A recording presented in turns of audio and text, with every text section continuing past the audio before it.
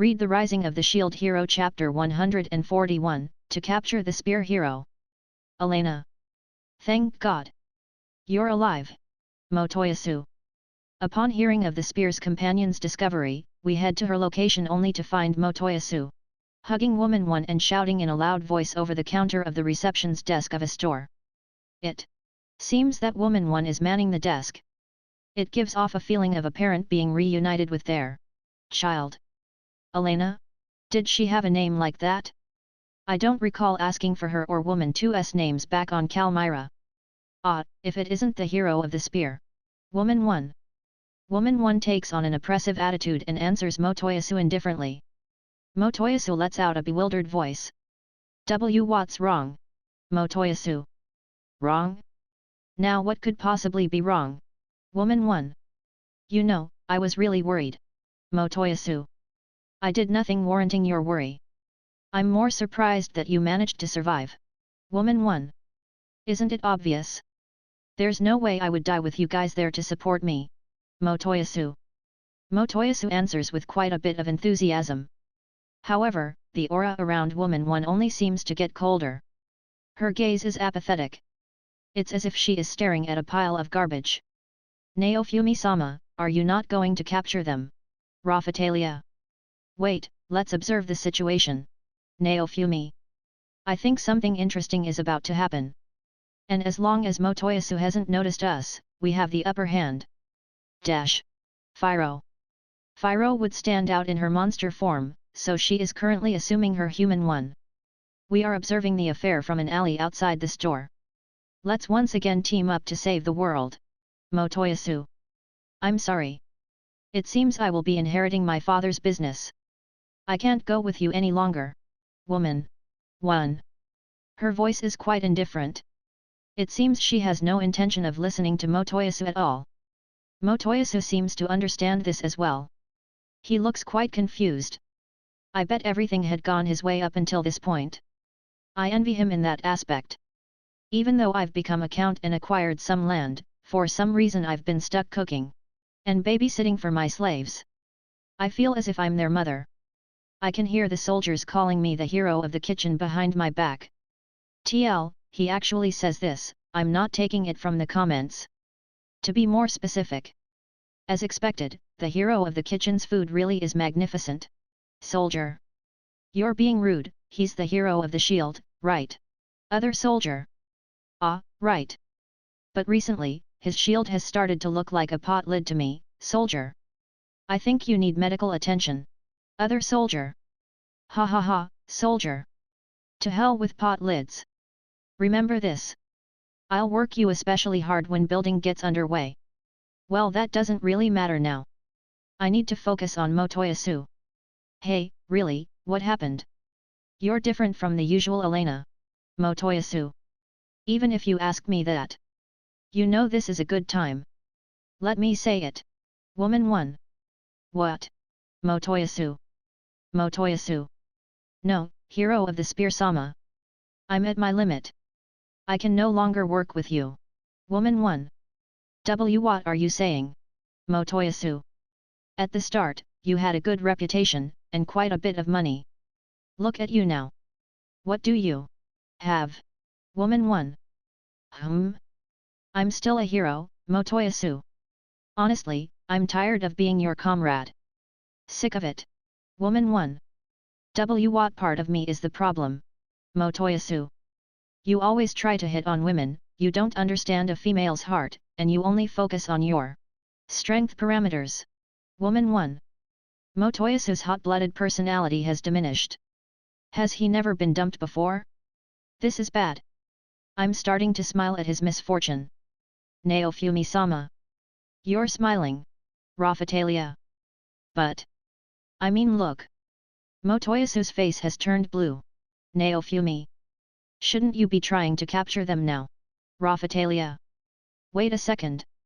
I want to watch for a bit more. Naofumi.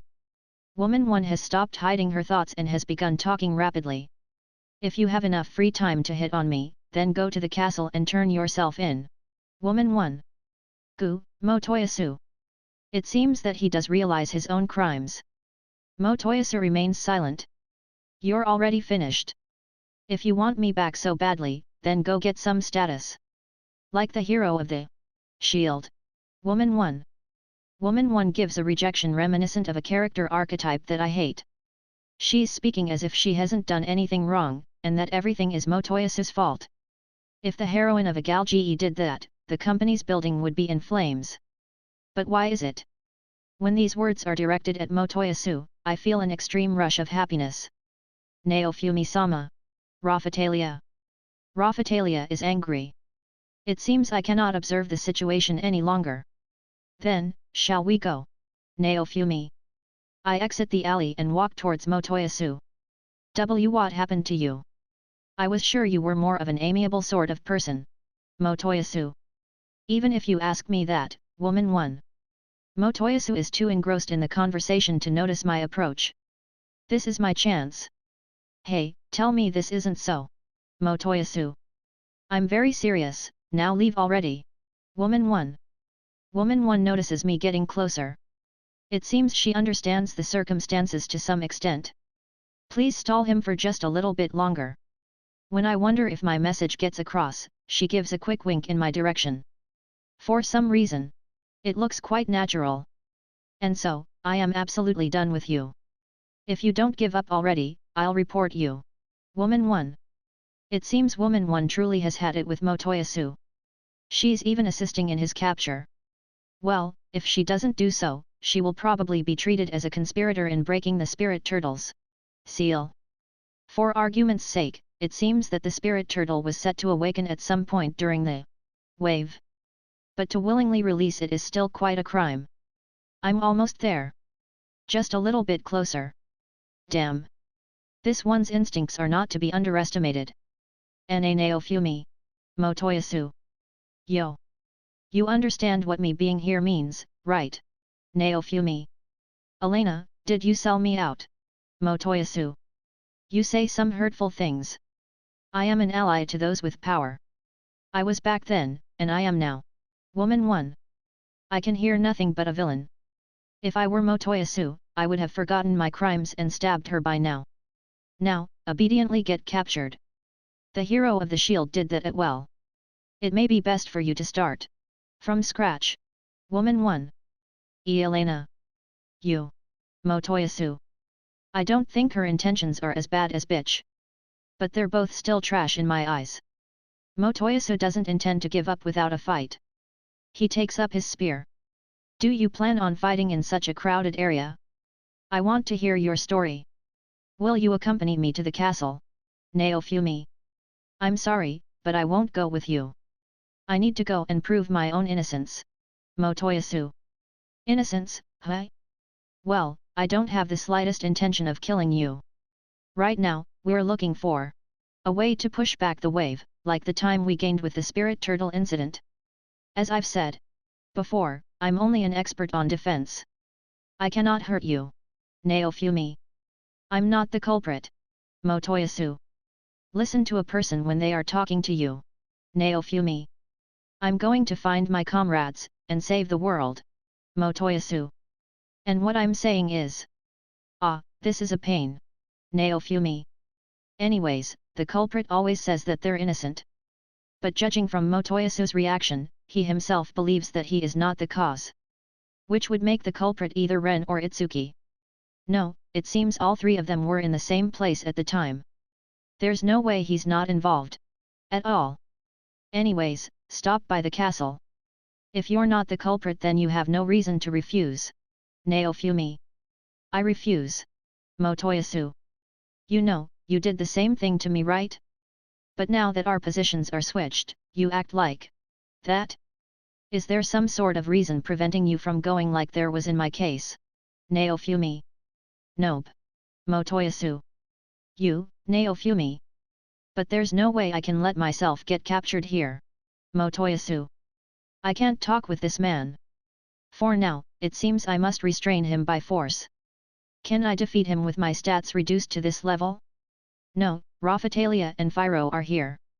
It should be fine. From what I see, Motoyasu is alone. Please turn yourself in. Raphtalia. Wadash. Motoyasu. The ones who appeared are Raphatalia, and Phiro in her monster form. It's 3-on-1. What will Woman 1 do? Shall I join you? Woman 1. It seems she will assist us in capturing Motoyasu. Her level should probably be around 70 to 80. Her skills should be more than enough. Now then. It's time for you to pay the piper, Motoyasu. Naofumi. TL, literally, time to pay the land tax, time to reap what you sow. Don't rampage too much. It will be troublesome if we break the store's merchandise. Woman 1. As we approach, Motoyasu begins to spin his spear in a large circle. Portal spear. Motoyasu's figure seems to bend in space. What the hell? And in an instant, he vanishes completely. Is it a skill? It probably teleported him to a set location. Damn, I miscalculated. In MMOs, items that allowed you to teleport to a saved location or town usually existed. And Motoyasu had found the skill to do it. He ran. Naofumi. Damn. It seems that capturing a hero will be more difficult than it seems. I'll have to do something before he uses the skill, or find some place or magic that will interfere with its activation. He vanished. Where could he have gone? Raphatalia. Who knows? Naofumi. If it's to a set location, he's probably at the Dragon's Hourglass, but if he himself can set the location, then the possibilities are endless. How convenient. Teach it to me. I don't know how effective it is, but a warp skill will be priceless while peddling. I don't know if the effect is limited to me, or if I can take along comrades, but either way it seems really useful. If I set my village as the warp point, it will make movement easier, and if any trouble arises I can be there in an instant. I should probably ask Woman 1 if Motoyasu told her anything about it later.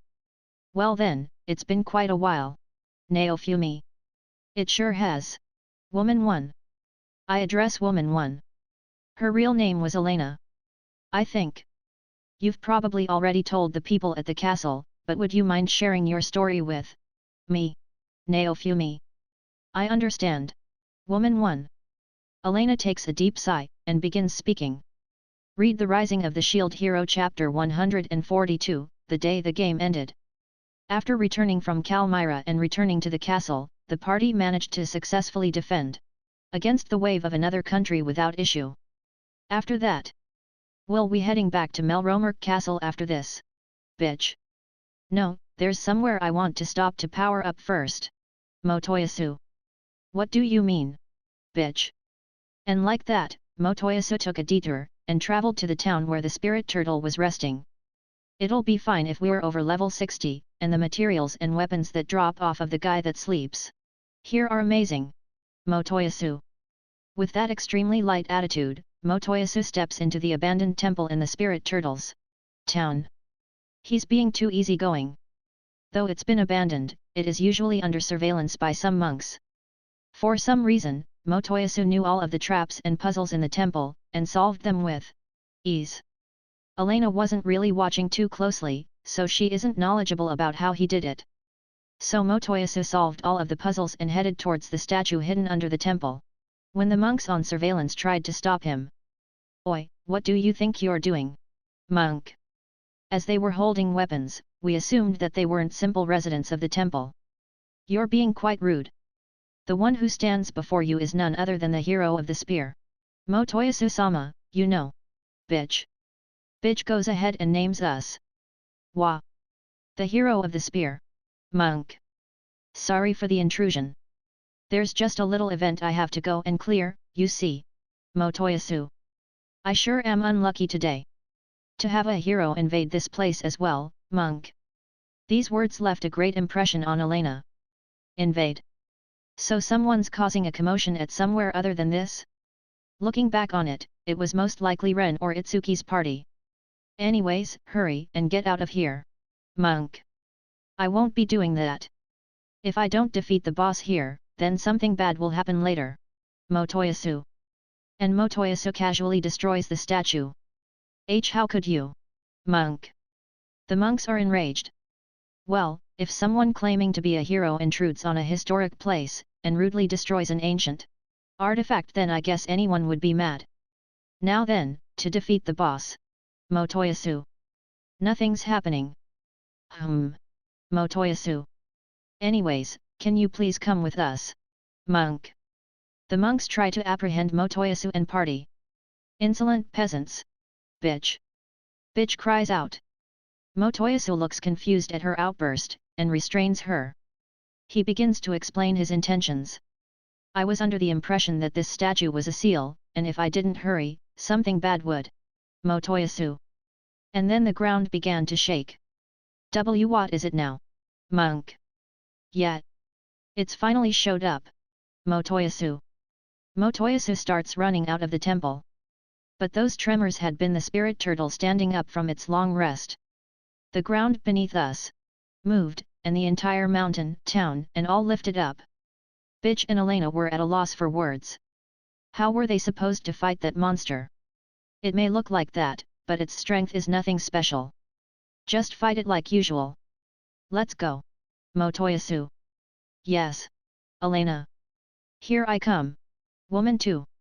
We all began to charge the spirit turtle. And that's where everything began to fall apart.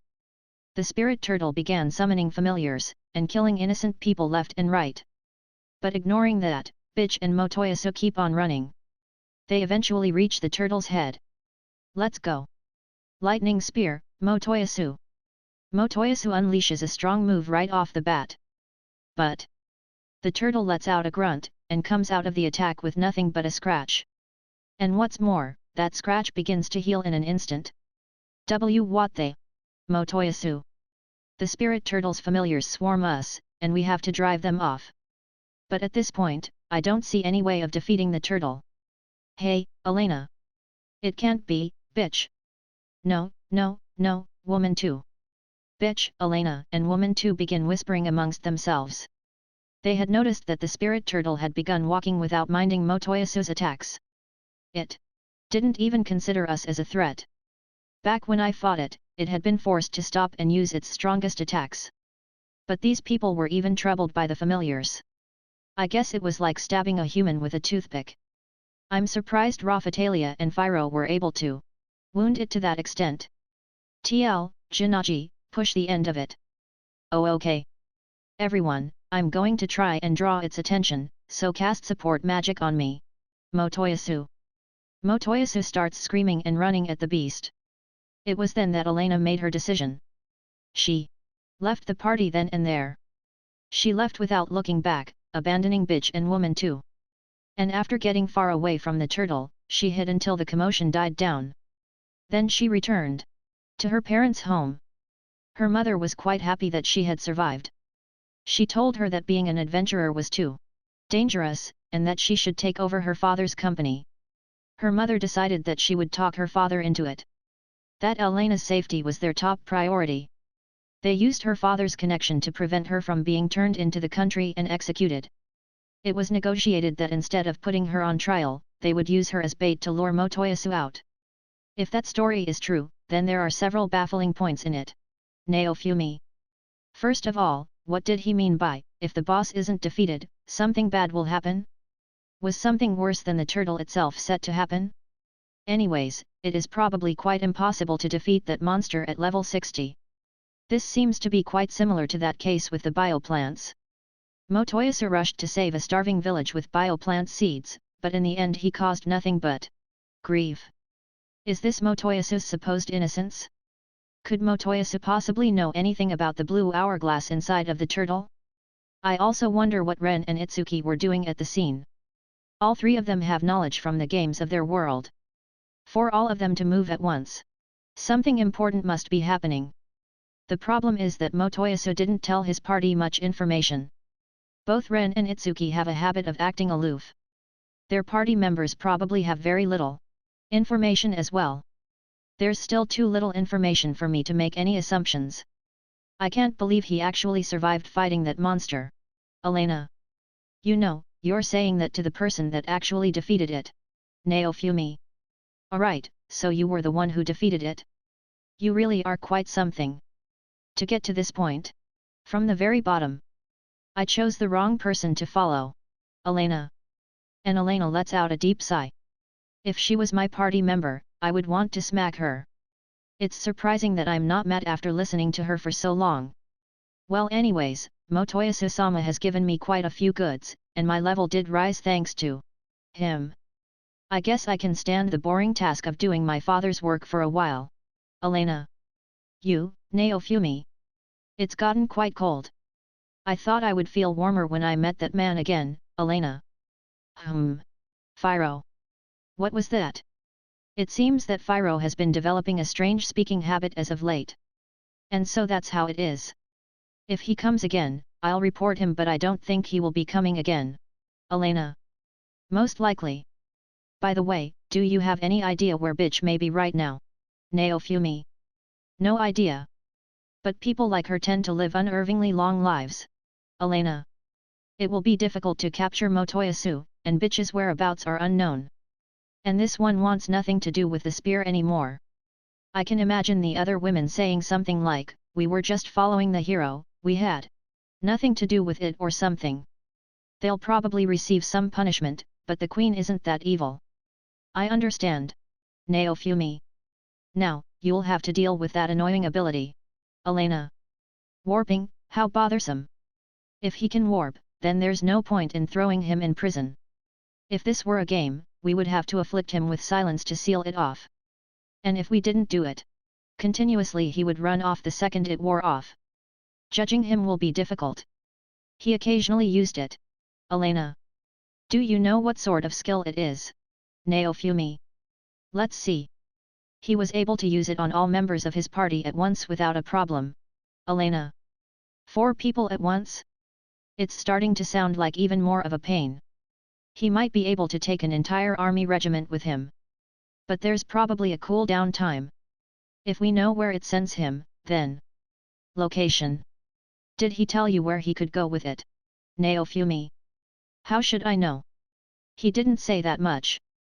But we traveled by carriage quite a bit, so it's not all powerful. Elena. Can he warp to any town he's been to before? No, that would be cheating. But by Elena's testimony, it seems the location isn't set.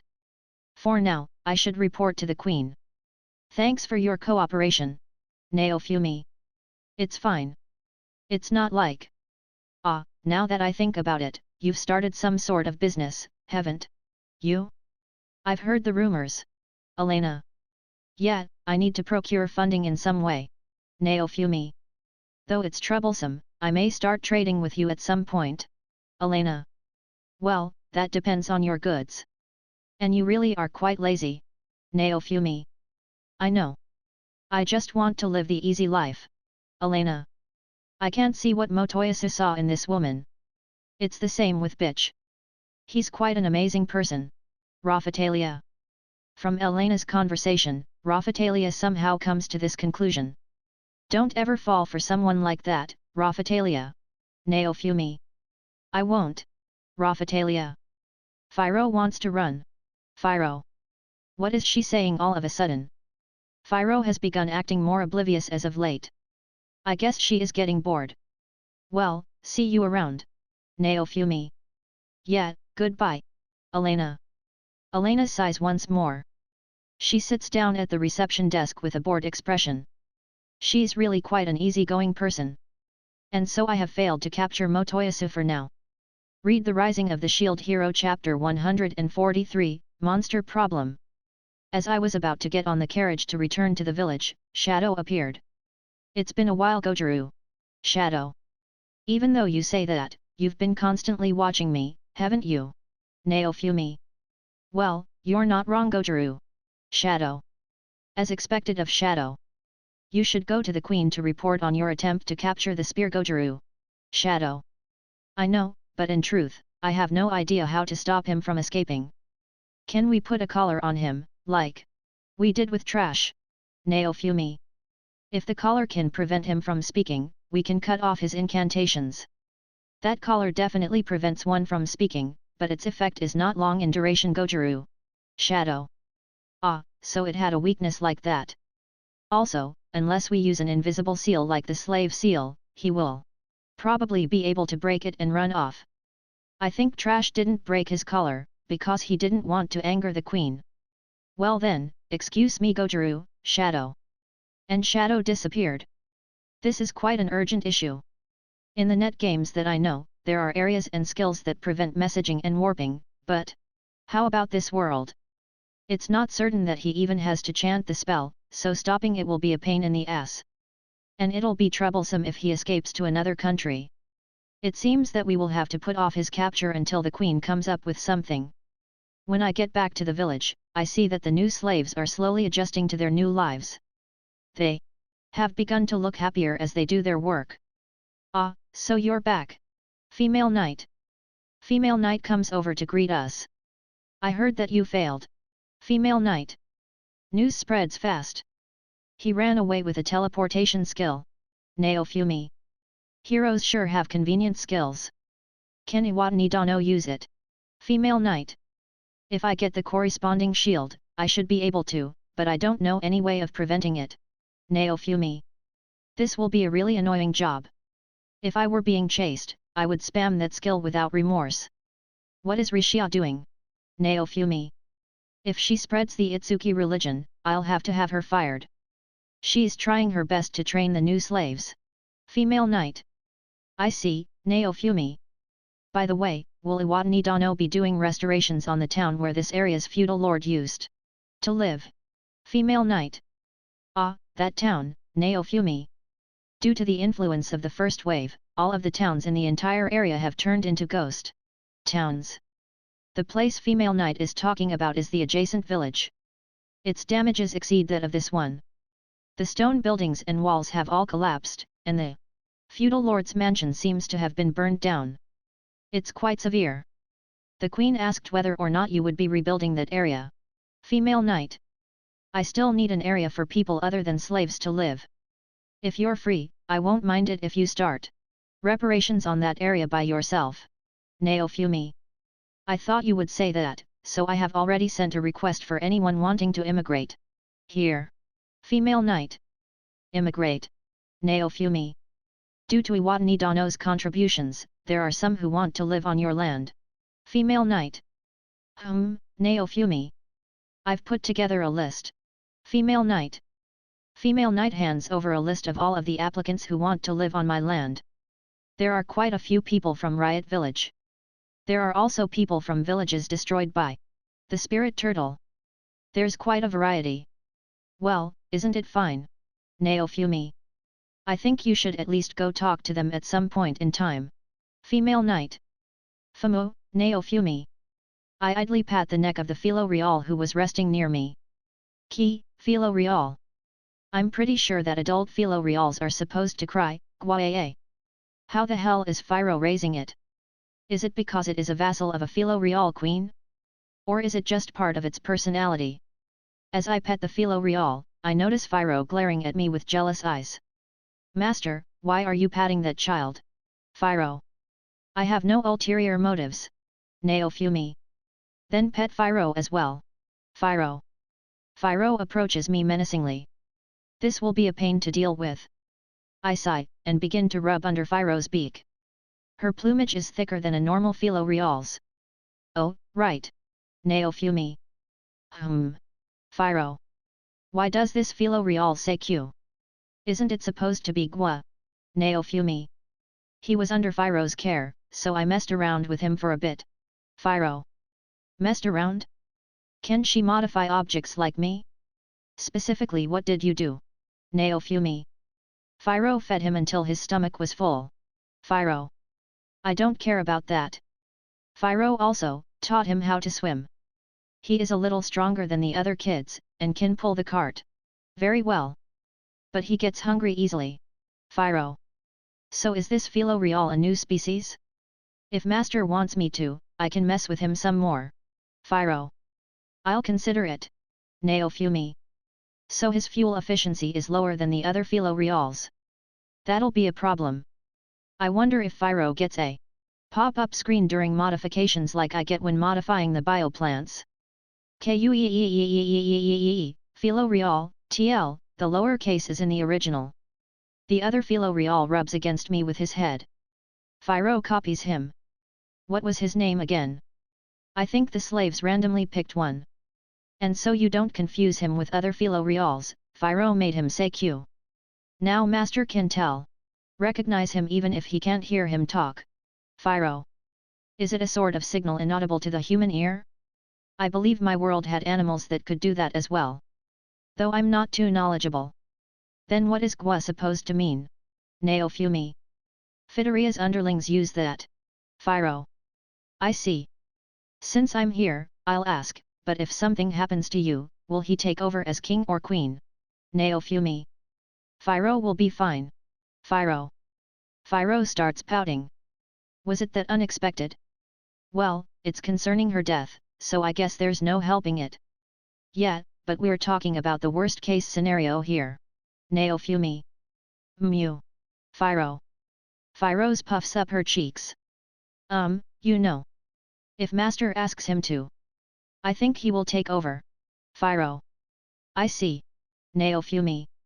So he will take over Phyro's followers if anything happens to her. But what I was trying to find out was something else. I wanted to know if he would be able to change his species to Philo Real Queen. Q. Key. Philo Real. The Philo Real's feathers suddenly stand on end. Master, what do you think you're doing? Phiro. It seems his reaction speed is quite fast. I guess I should stop. His feathers go down quickly. Mew, Phiro. Phiro idly kicks the ground. Master, recently haven't you been being quite cruel to Phiro? Phiro. I'm not being cruel. I just think that the Qs are more cute than the you that just talks non-stop. If you started to speak in Qs, then I might pamper you more. Naofumi. No. Phiro.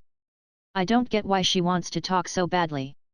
Anyways, it seems that only Phyro's followers say Q. Hey. Did I just hear some amazing information? Female Knight. Female Knight starts speaking with a dumbfound expression. Really? Naofumi. Philo Real are mysterious life forms, you know. Female Knight. They're holy birds, right? Naofumi. People may say that, but I don't think that's true. Female Knight. I may need to rethink these facts, Female Knight mutters to herself.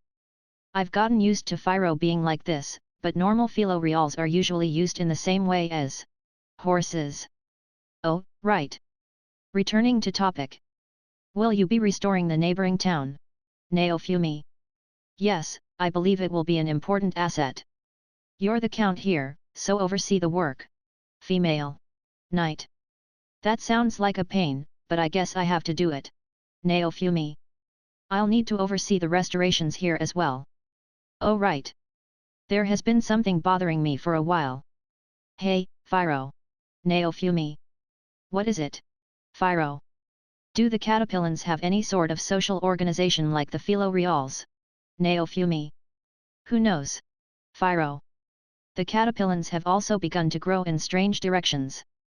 They are much bigger than other caterpillars of the same level. They're just large bugs, but the slaves use the 3 caterpillars to manage the growth of the bioplants. Wait. 1. 2. 3. There's one too many. Who is it? Who got another caterpillar without my permission? Naofumi. The slaves frantically try to hide one of the caterpillars behind their backs. The one they hide is the biggest one of the group. It's way too late to hide it. Naofumi. When did this thing appear? Damn, he found out. Keel. How did you think I wouldn't find out? Naofumi. I can confirm its status. This means that it is a monster under my control. A girl from the new slaves spreads her body out and tries to hide the monster, but it's still clearly visible. Behind her is the bioplant field. I think I've seen this scene before. TL, see bottom. There's nothing here. There's nothing wrong here. Girl slave. It's huge.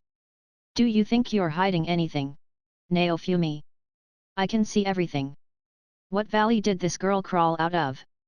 The caterpillar behind her back is bigger than any I've ever seen. Now then, explain yourselves. Naofumi. The slaves hang their heads. Please tell me in detail exactly what happened. Naofumi. Well, it's not like we were trying to make Shield Nii-chan angry, Keel. Keel steps in front of the female slave. Et tu brute? How did you manage to register it as mine? Naofumi. Well, it was kind of mixed it in with the new slaves that arrived. Keel. So you, Naofumi. By the guy who sold them. Keel. The slave dealer. Naofumi. When did he have the chance to do it? I never noticed him perform the registration on it. Was his hunger act a way to sneak this one through? Why would the slave dealer, Naofumi? This is the first egg we all found together. Keel. Wah. Naofumi. It seems it went something like this. When everyone had gone to level grind, they had come across a monster nest. They then took back the egg that was there with them as a trophy. When they brought it back, no one knew how they were going to raise it. Raphatalia, did you know? Naofumi. I had no idea. Raphatalia. If we told Raphatalia-chan, we thought she would report it to you. Keel. Having a monster egg without a registered master is dangerous, so everyone was worrying about what to do. It was then that the slave dealer appeared. So everyone gathered together the money they had saved through peddling with me, and begged him to register it. And so the slave dealer distracted me while some of his men secretly went and registered the egg. Everyone worked together to raise it healthily, and this was the result. I see. I had been looking over the other caterpillars' level to make it so they didn't grow too big to handle. That's why this one, who grew freely, is so big. It's 5 times bigger than a normal one. Its level is also quite high. Please don't kill it. Slave girl. Hey, Valley girl. You're being loud. Please be quiet for a second. Naofumi. What do you mean by Valley, Nii-chan? Keel. Well. These people have been doing quite a bit without my permission. I haven't lost anything, but it will be bad if they learn to act this way in the future. The slaves around the Valley girlish slave rise and protect the caterpillar. You know, if you act on your own like that, I'll be troubled. If you really want to raise it, make sure you tell me first. Naofumi. I've already asked the slave dealer for more monsters anyways. I won't have to put in too much extra effort. And make sure you raise it properly. If I see it lose to another monster, I'll sell it on the spot.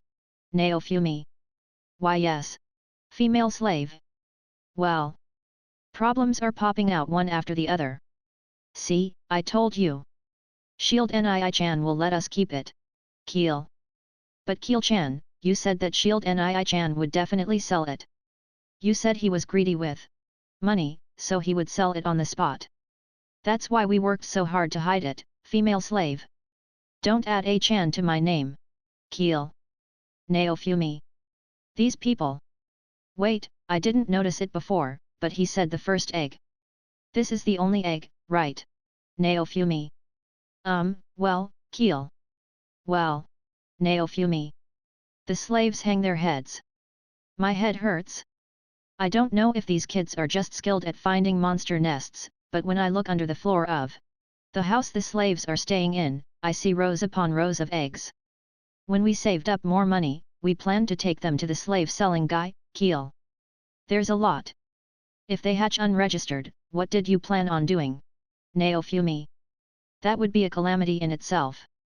Well, dealing with freshly hatched monsters wouldn't be that much of a problem. Yeah, but, Keel. Sigh, well for now, let me see what sort of eggs they are. Naofumi. And wait, there are wild monster eggs as well? Of course that's the case. I guess I can make egg-based dishes as well now. But if I say that, I think the slaves will get mad at me. Are they all caterpillar eggs? Naofumi. Probably not. We got them from all sorts of places. Keel. I see. Naofumi. These people plan to trouble me in many ways. I hope these monsters don't cost me too much money to care for. I guess I can cancel my monster order to the slave dealer. Translator note, Valley Girl is read as Tanako. Read The Rising of the Shield Hero Chapter 144, Desizuran. I head towards the town female knight told me about. It's close enough to this village to walk there. Ah, it's the hero of the shield. Villager. When I head to the village, I find that construction is already underway. Many people are working on salvaging the pre-existing buildings here, and some are starting construction on new ones. Some people stop what they're doing, and come over to greet me. I put on my best business smile to meet them. The leader of the group seems to be a youth from Riot Village. I've heard about your situation. Have any problems surfaced yet? Naofumi. Well, there's a river and a well nearby, and food circulation is going quite smoothly. If I had to mention a problem, it would be that the management of personnel is difficult. Leader. I see. Naofumi. It seems there have been some disputes over property rights here and there. Leader. Fumu, Naofumi. Well, this was a town whose buildings were all destroyed in the wave. What's more, the town is undergoing restorations under the supervision of a hero. Some people will probably try to arbitrarily claim some land as their own. Even if they used to live here, it doesn't matter. Please have anyone without the intention to cooperate leave the premise. Naofumi. As I declare this, some people seem to rise to object, but they quickly give up. Also, if you need to extend past the boundaries of the village, feel free to do so. Naofumi. I then begin to consider the possibility of flooding. I will need someone to manage the roads, but I don't think there are many people knowledgeable in that field. Anyways, for now try to build while focusing on bringing new businesses here, and expand accordingly. Also, we will need to build some inns. Naofumi. Understood. Leader. No matter how reparations proceed, getting businesses will be essential. They should build while keeping this in mind. Next, we'll need some sort of security force. Naofumi. For now, we are leaving this to the castle's guards, but I eventually plan to leave it to the slaves who wish to fight in the wave. That way, it will be easier to reprimand them for excessive behavior. We're getting new applicants who want to live here by the day. Leader. It will be troublesome if they start gathering at my village, though. Naofumi. The female knight that was with you spread the rumor that this village was your actual base of operations. Leader. That knight does good work. I should probably ask for her name at some point in time. I can hear hammers pounding away as people resume their work. Ah, aren't you the shield hero kid? Magic shopkeeper. Naofumi. I turn around and see the old lady from the magic shop coming towards me. Ah, yet. A lot of people had come here from Riot Village. It's not strange that she would join them. Ah, you're from the magic shop. The shop collapsed, right? Naofumi. Well, yeah, magic shopkeeper. Did you come here to help with your family? Naofumi. I'm currently helping feed the workers. Magic shopkeeper. I see. By the way, how are the repairs on your store going? Naofumi. I don't know when they will be finished, but there are quite a few people in the castle town waiting expectantly for its reopening. Magic shopkeeper. With all the damage done to it, I guess reopening will take a while. Though the Queen is doing her best to help, the country's manpower and resources suffered a large loss. If possible, I would like to set up shop here for a bit, magic shopkeeper. A magic shop will be an important asset. I'll give you special permission. Naofumi. I am very grateful for your words. Magic shopkeeper. But only after we get some usable buildings completed. Naofumi. I'll wait expectantly. Magic shopkeeper. Don't worry. Oh, and if you have any free time, can you come to the neighboring village and teach some magic? Naofumi. Some slaves have begun learning from books, but there's a limit to self-study. We also don't know anybody's magical affinities. It will probably best to ask an expert in the field. Recently I have been considering constructing a school-like institution. Right now, the slaves are learning combat from female knight and Raphatalia outdoors, but having a dojo might also make things easier. For that purpose, it is very fortunate that we have a magic shop close by. I'll think about it once I set up shop. Magic shopkeeper. You're quite a resilient person. To take on more despite your current situation. Even though I look like this now, I used to run the largest magic shop in the castle town, you know. Magic shopkeeper. Please invite the apothecary as well. It's good for business to have many different facilities. Naofumi. It seems the hero of the shield is quite the businessman. Magic shopkeeper. Well, I have been called greedy on numerous occasions, and I can use the reasoning of, it's for the sake of the world as I please. Naofumi. Fufufo, magic shopkeeper. Ha ha ha, Naofumi. The people around us have begun to distance themselves. After that, I start to give orders regarding the construction. 1 week from that, Rishia's level is now 40, and the other slaves will be able to class up soon as well. It's about time for us to go to the Dragon Hourglass. Female Knight already notified the Queen beforehand, so all we have to do is go there. So I gathered together the higher level slaves, and headed for the castle town. It's been a while since I last came here. Naofumi. We parked the carriage at a nearby village, and entered the castle town by foot. This is because we will be recognized if anyone sees Fyro pulling the cart. It's been 2 weeks, and the castle town is still recovering. Shield Nii-chan, why are you wearing a cloak? Keel. The slave whose level is second highest to Rishia is Keel. Her straightforward personality makes her well suited for battle. She's started to be able to coordinate attacks with Raphatalia and Rishia. Female Knight tells me that Keel will become an amazing fighter someday. If I'm found out, it will become impossible to move. Naofumi. Hooray for the shield! Is what people will say as they fence us in. Though I'm a hero, I find that it's quite a pain to actually be treated as one. Is that so? Keel. Fyro, make sure you don't assume your monster form unless you absolutely have to.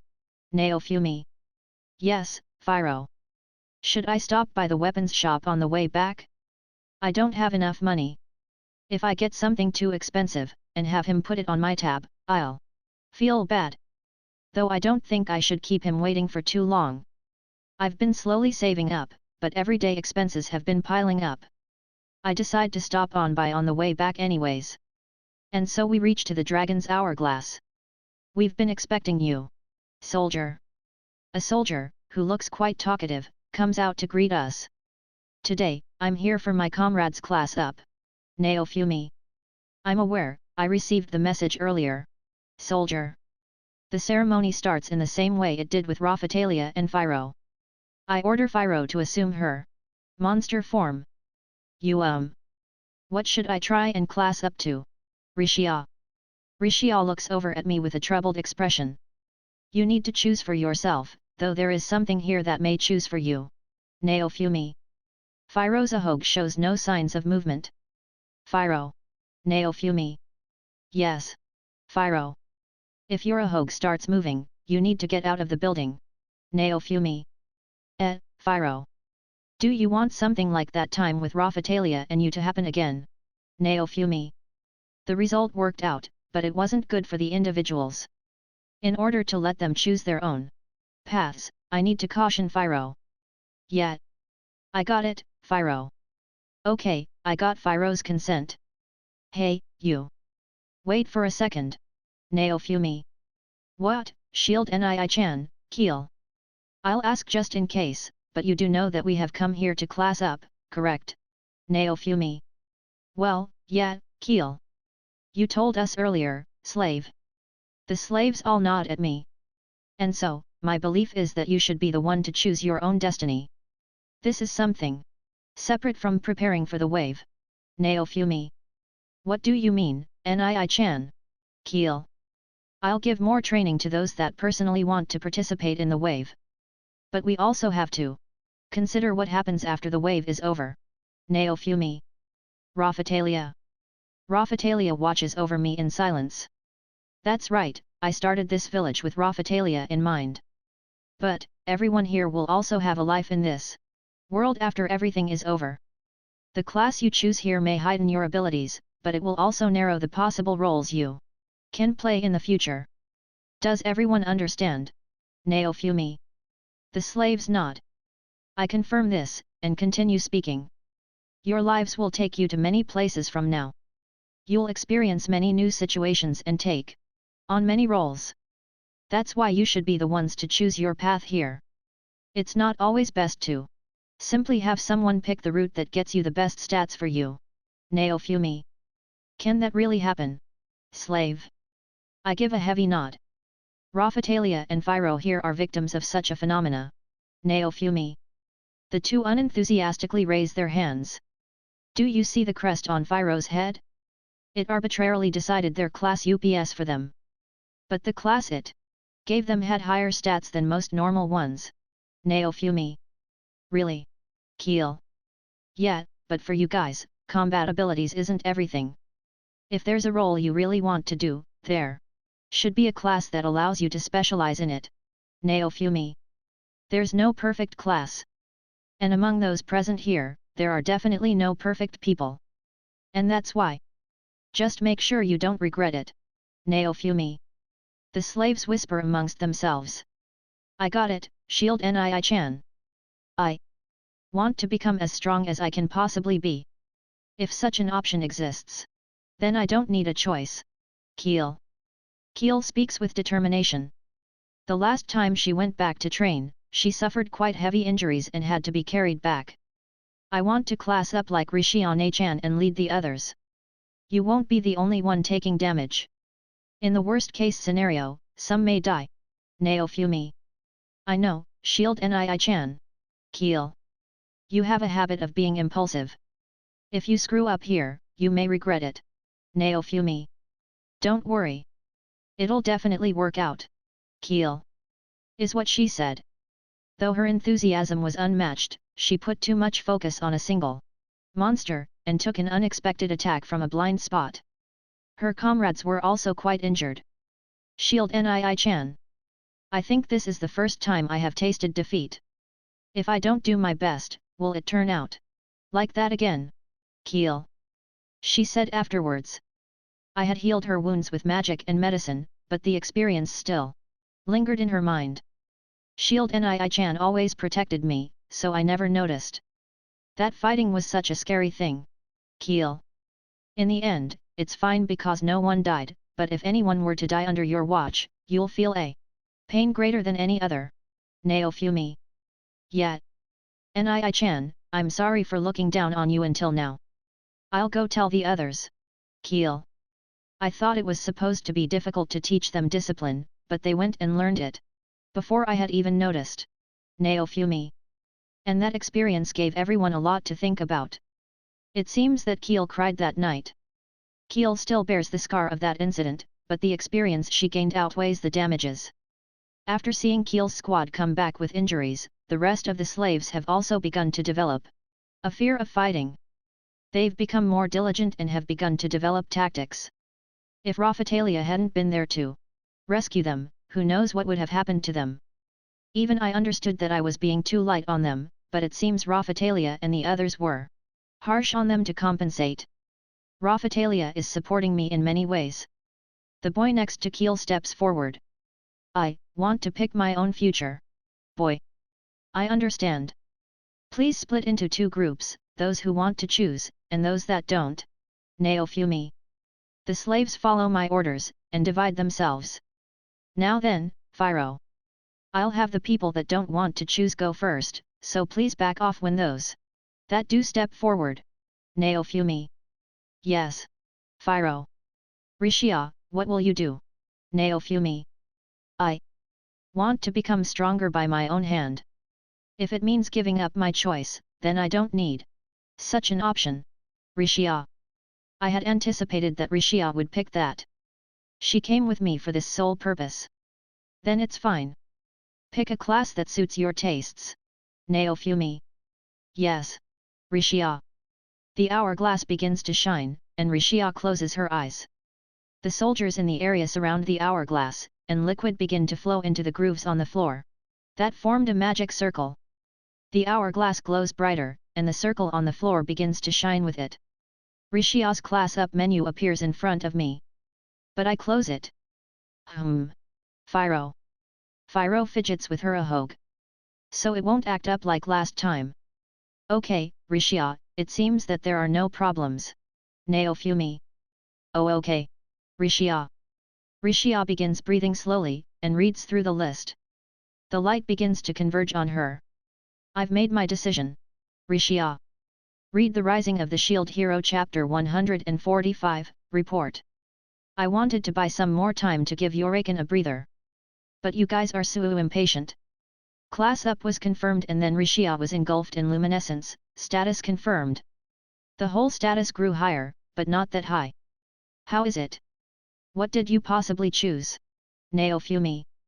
As expected I am. In the end I chose the best way to help, I considered all of them, it is different. From the last time now I chose the path to become universal, Rishia, TLN, just to make it clear so. Nobody's confused. Rishia now chose to be full-time all around back then even though she's all around. The class that she chose focuses more on close combat because Itsuki is range. Rev. CH95. I see, Naofumi. Rishia's determination took form and raised her status, still the number weren't that really high. Rishia's status is balanced, so if you compare it to Keel you could say that it is inferior on some parts. However, Rishia chose that personally, so I feel like when the time comes it will produce great results. She is now braver than before, she now possesses determination and strength. I believe that Rishia's strength doesn't rely on her LVL and status. LVL and status is not what makes Rishia strong, I believe. I'm next, Keel. Keel touched the hourglass after Rishia. Same magic formed, and an icon appeared in front of me. W.A. Keel. This time Firozahog disappeared, I saw Keel's class up got interfered, TLN, Firozahog also went missing when Raftalia classed up, ref.ch81. Smoke screen came out and covered the area. Just like when Raftalia classed up, Keel's status jumped up. However, if you compare it to the time when Raftalia classed up it is slightly lower. Wow! What is this? I can feel the power spreading all over my body, Keel. What are you even trying to say? Naofumi. Firozahog activated with Keel but not with Rishia. Does it only affect demons and demi-humans? Then the other slaves followed, but there are times when Firozahog does not disappear. I still don't understand the rules. Well then, Firo, why don't you wait outside, Naofumi? Firo. I want them to choose their own path, so I instructed Firo to go outside of the building, TLN. Apparently Firozahog interferes with the class up, making them unable to choose their own class. Remember when Firo was disappointed because she wasn't able to choose the one that spits poison, so that's that. The Ahog would probably not interfere with the class up anymore. Then the class up ended. Well then, I have some little things to do, so each and every one of you is free to do what you want. We will meet at the gates by evening, Naofumi. Understood. Shield Nii-chan, Keel. I don't think that anyone will try to run away, but even if they do the slave crest is still in effect. What should I do? Raftalia asked. Right, occasionally I have arranged meetings with the Queen and exchange information. In this case, I just have to send Raftalia to the slave shop. Go to the slave shop on my behalf, I still need to talk to the Queen, Naofumi. Understood, Raftalia. What about Firo? Firo. Go play with the slaves, Naofumi. Yay! Firo. Thus I went to meet the Queen after a long time. I headed to the castle's direction to and speak to the Queen. Iwadani-sama, how's your village's state of affairs? Queen. Oh well, the place is still small in number, but I've taken actions to increase the population, Naofumi. Is it? Stories about immigrants have already come this way, Queen. How's the reconstruction going there? Naofumi. To be honest, if a war were to happen our financial state would go downhill, Queen. The damage would be huge. It's because of those heroes doing, I guess there's no helping it. I spoke with Arina, the companion of the spear, Naofumi. Yes, I've heard of it, to have escape with a strange ability, Queen. Yeah right, it would be really hard to catch him, Naofumi. I'm aware of that, that's what I would like to discuss, how can we arrest him, Queen? A weak provocation would do the opposite effect. Still, letting him run loose would be troublesome. To wake up a demon-class monster. Well, Motoyasu is that kind of person, sudden change of behavior seems impossible. Especially with those two, I would be in a great disadvantage if that happens. As a matter of fact, it would be really difficult to improve. TLN, he's talking about Motoyasu's companions. Naofumi. The problem is when we catch him, we need a place where he cannot escape. Putting a reward on his arrest is unreasonable because he might just flee to another country and defect, it might also become a trigger for war, spreading the word that he is an imposter hero, release an article that says that he is actually dead. There's also a risk that the people will make a fuss if the hero is killed. It'd be troublesome to get him aboard the boat with a stick or a chopstick. I'd like him to participate in the wave if possible. It's impossible, I'd like to have 4 times the firepower, but in this situation it seems impossible. The slaves also needs to be combat ready in less than 3 months. Do you have some information regarding the other heroes? Naofumi. There are reports about some eyewitness, Queen. For now, we only have reports about the hero of the sword and hero of the spear, Queen. How's that? Naofumi. Rumors was not proven yet, we're still gathering evidence on the said information, Queen. That was somehow inconvenient. How about your daughter? Naofumi. Just the same, there are some testimonies but no concrete evidence, Queen. She is still alive somewhere. I also ordered Shadow to search for them, but the search is not going well, Queen. They can't be found anywhere. Naofumi. There are many possible reasons. One is maybe they're stuck somewhere, or 2 they've been arrested by enemy country, Queen. Naofumi. There's also a possibility of a jamming tool, Queen. Tool? Is there such a thing? Naofumi. The problem is the organization that frees the slave. That was a high-grade slave crest, so undoing it will be difficult, so jamming it is the only possible way to make up for it, Queen. It seems that way. Again, this story's about an organization that frees the slaves. This story is of no importance to Iwatani-sama, however the news about the 7-star heroes is still not within our grasp, Queen. But the story is that we will meet them when a much more pressing situation takes place, Naofumi. Right, it will take place, Queen. Anything else? Naofumi. Stories about an unknown metal has been excavated on the Spirit Turtle's cave, the cities liven up because of those stories, Queen. Ho. Naofumi. Such stories would definitely attract blacksmiths and merchants to come, as expected of the Turtles' cave, to give such opportunities. This means, I should also go there to gather raw materials to enhance my shield.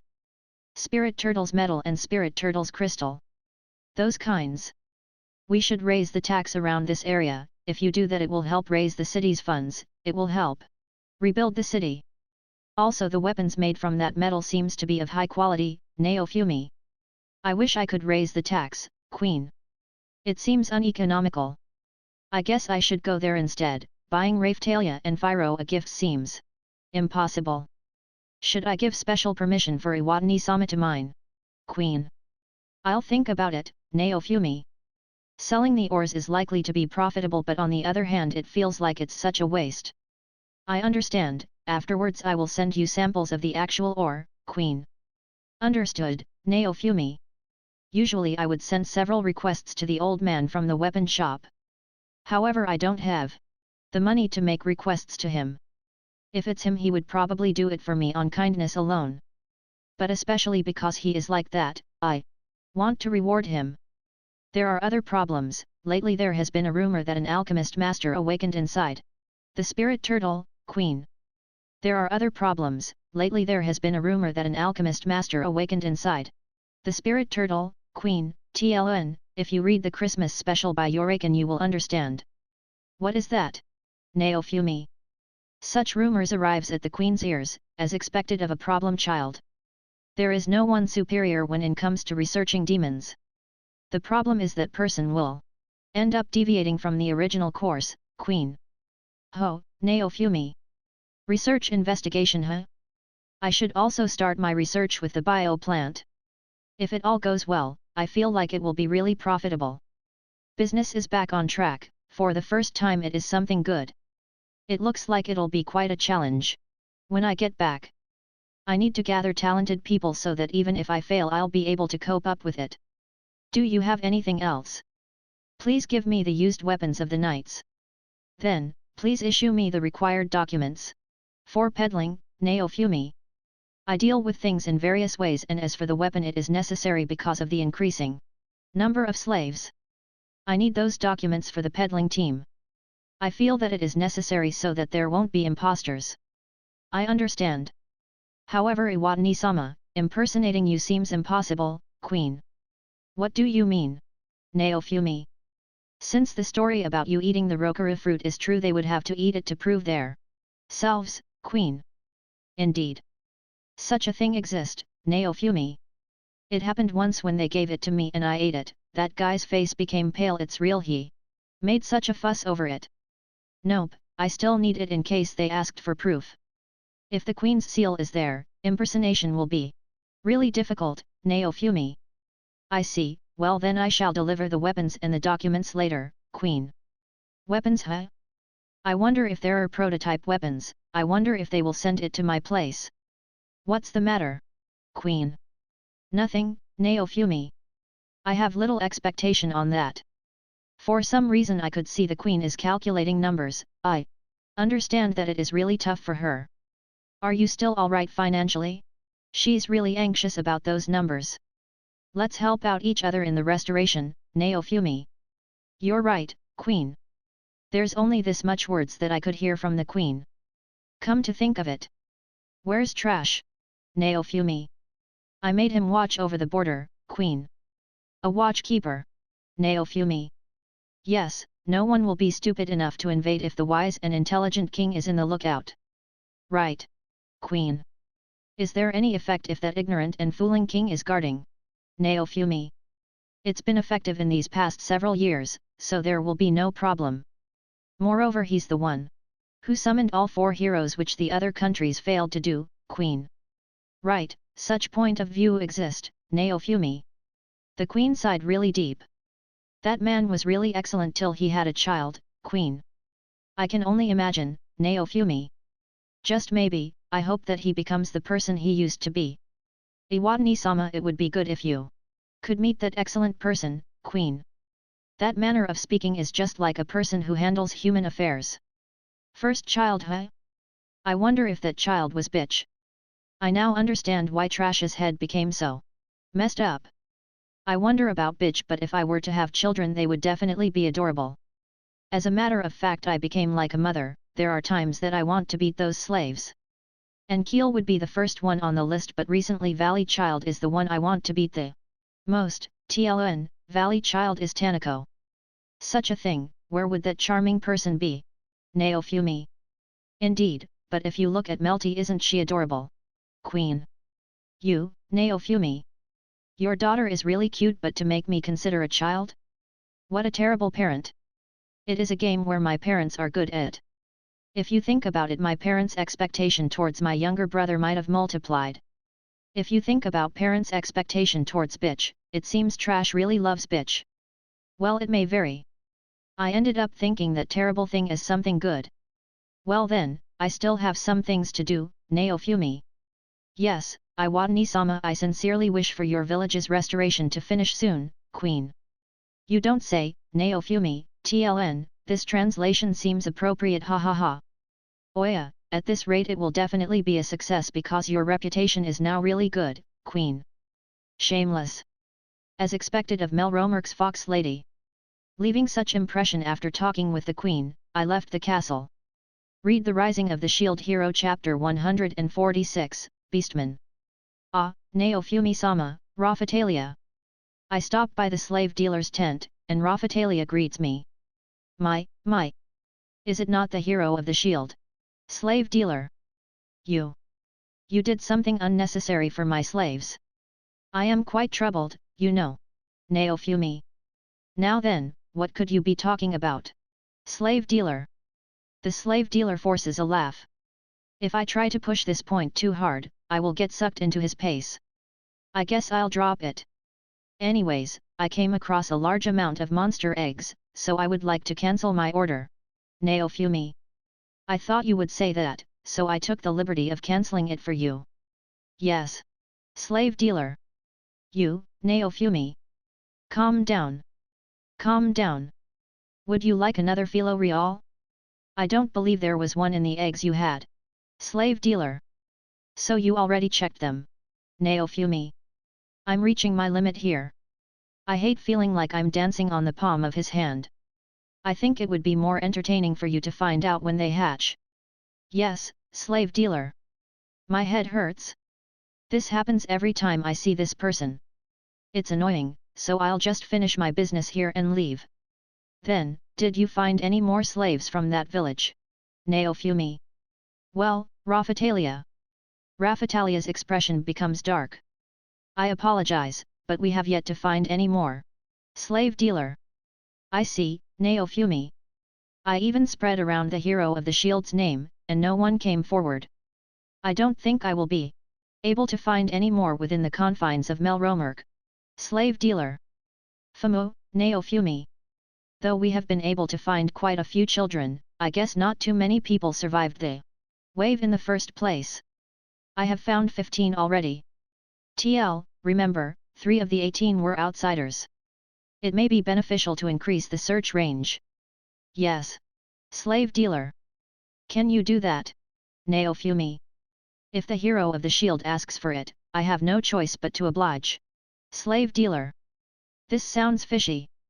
The slave dealer extends his hand to me as if asking for money. After that is. Do you have any skilled demi-human slaves that would be of use to me? Naofumi.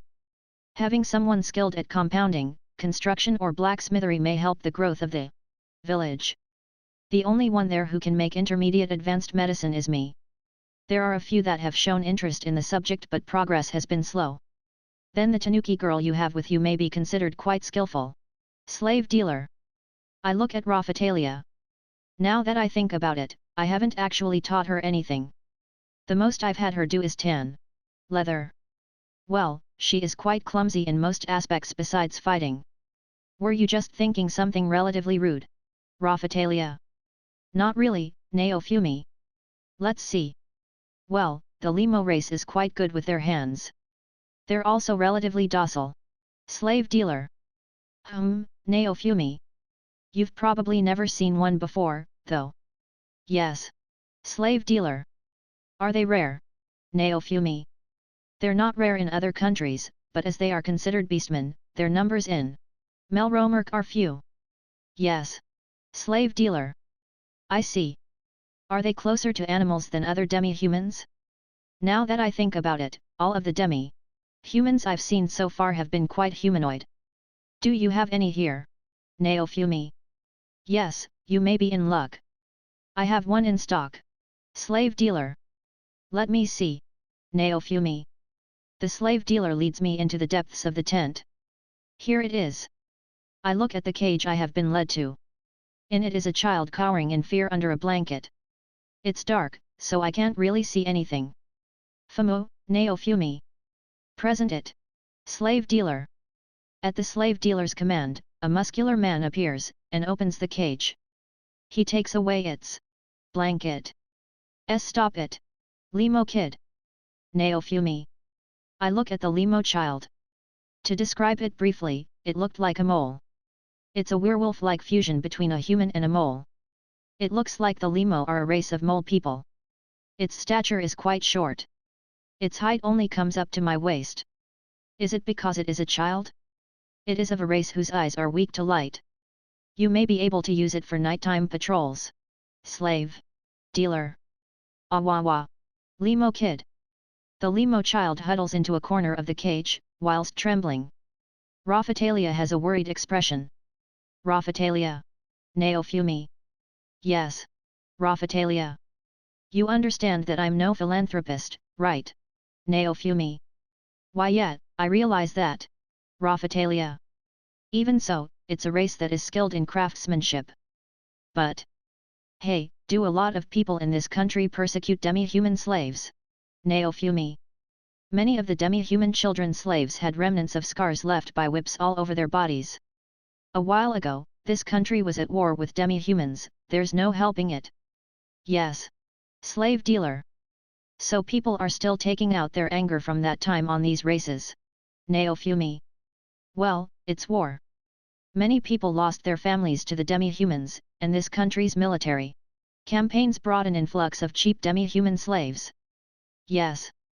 There was no easier way for those people to get revenge on demi-humans as a whole. Slave dealer. This country's darkness runs deep. I wonder what the nobles think of me, who is making a demi-human village. Though slavery is legal in this country, mistreatment of slaves is punishable by law. Yes. Slave. Dealer. Those actions were illegal. You seem to be selling quite a few of such illegal slaves, Naofumi. Now that I think about it, this tent is quite well hidden, in a back alley. Don't worry. I am conducting business quite legally. Yes. Slave dealer. Legal. The slave dealer looks proud as he says this, but something in my head is screaming bullshit.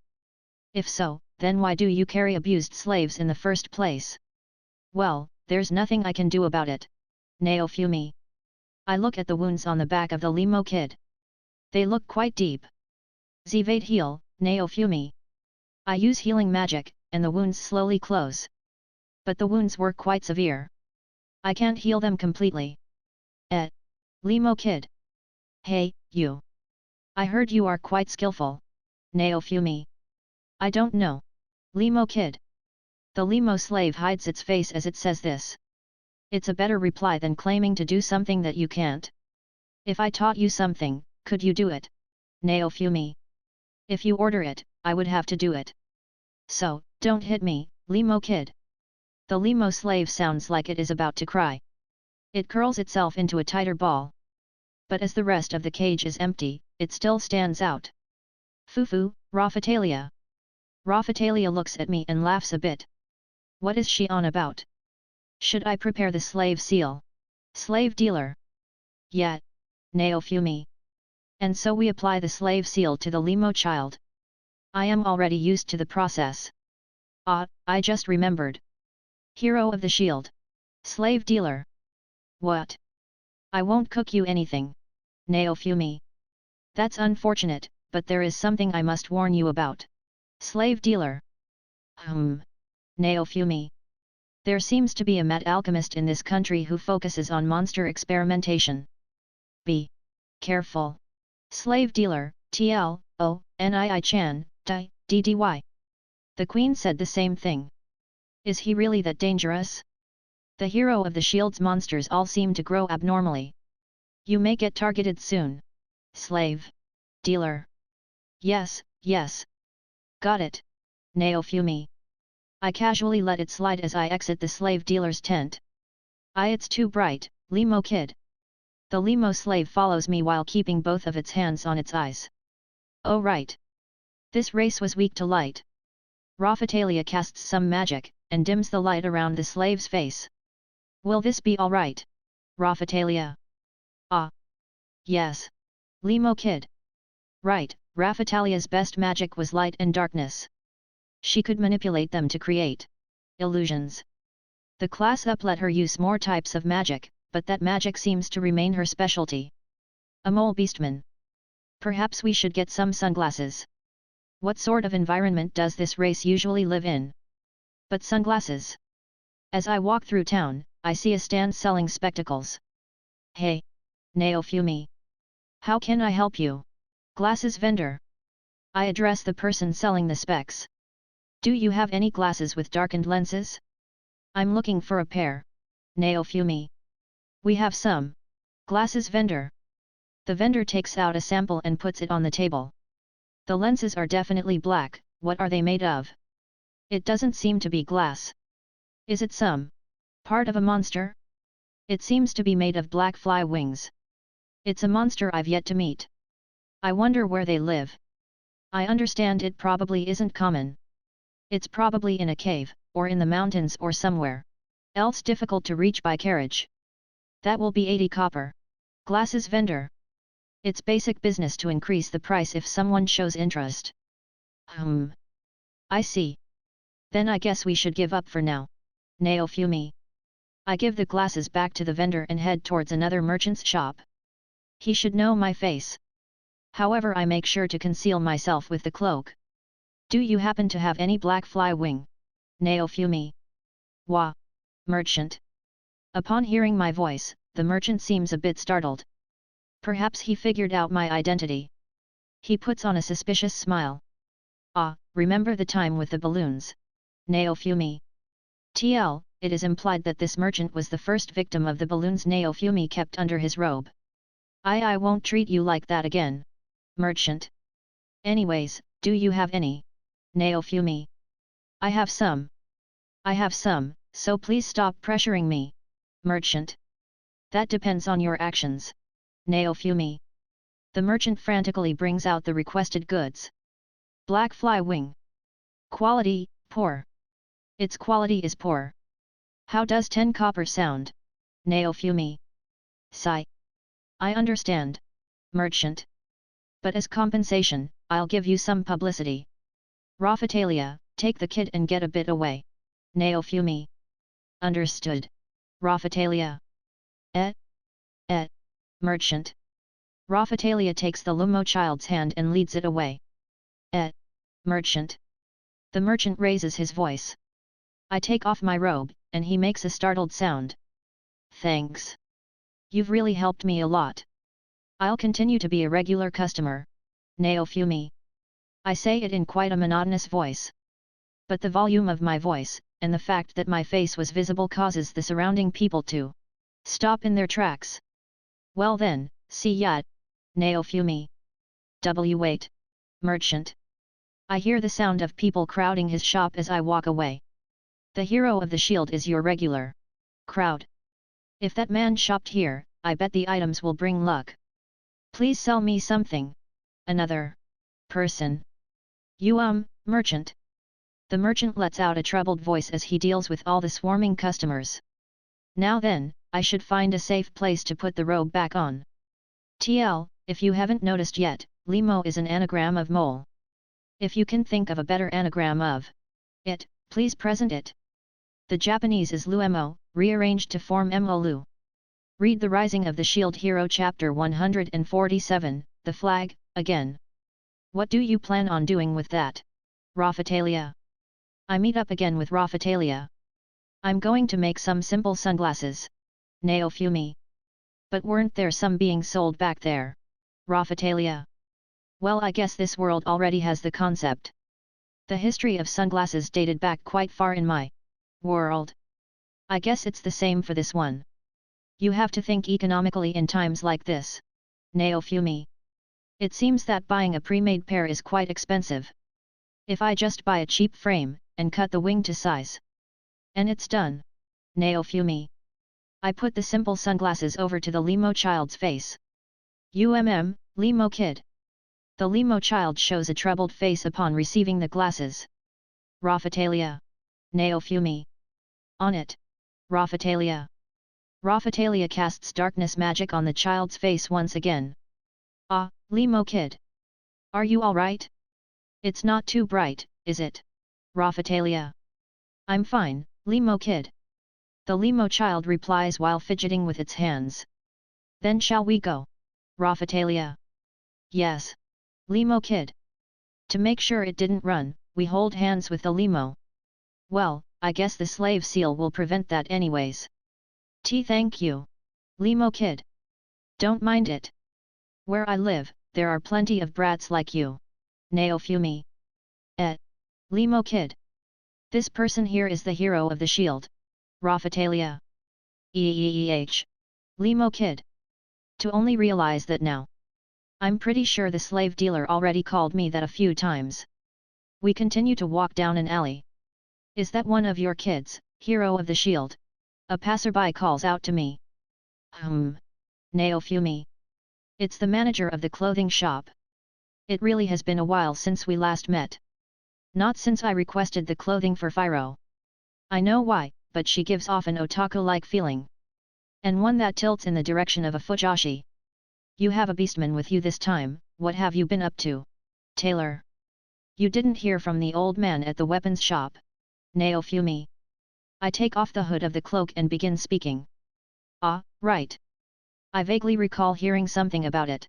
Tailor. You really, Naofumi?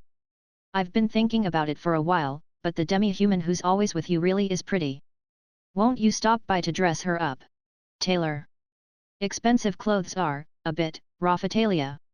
Due to my influence, Raphatalia has learned to live quite economically.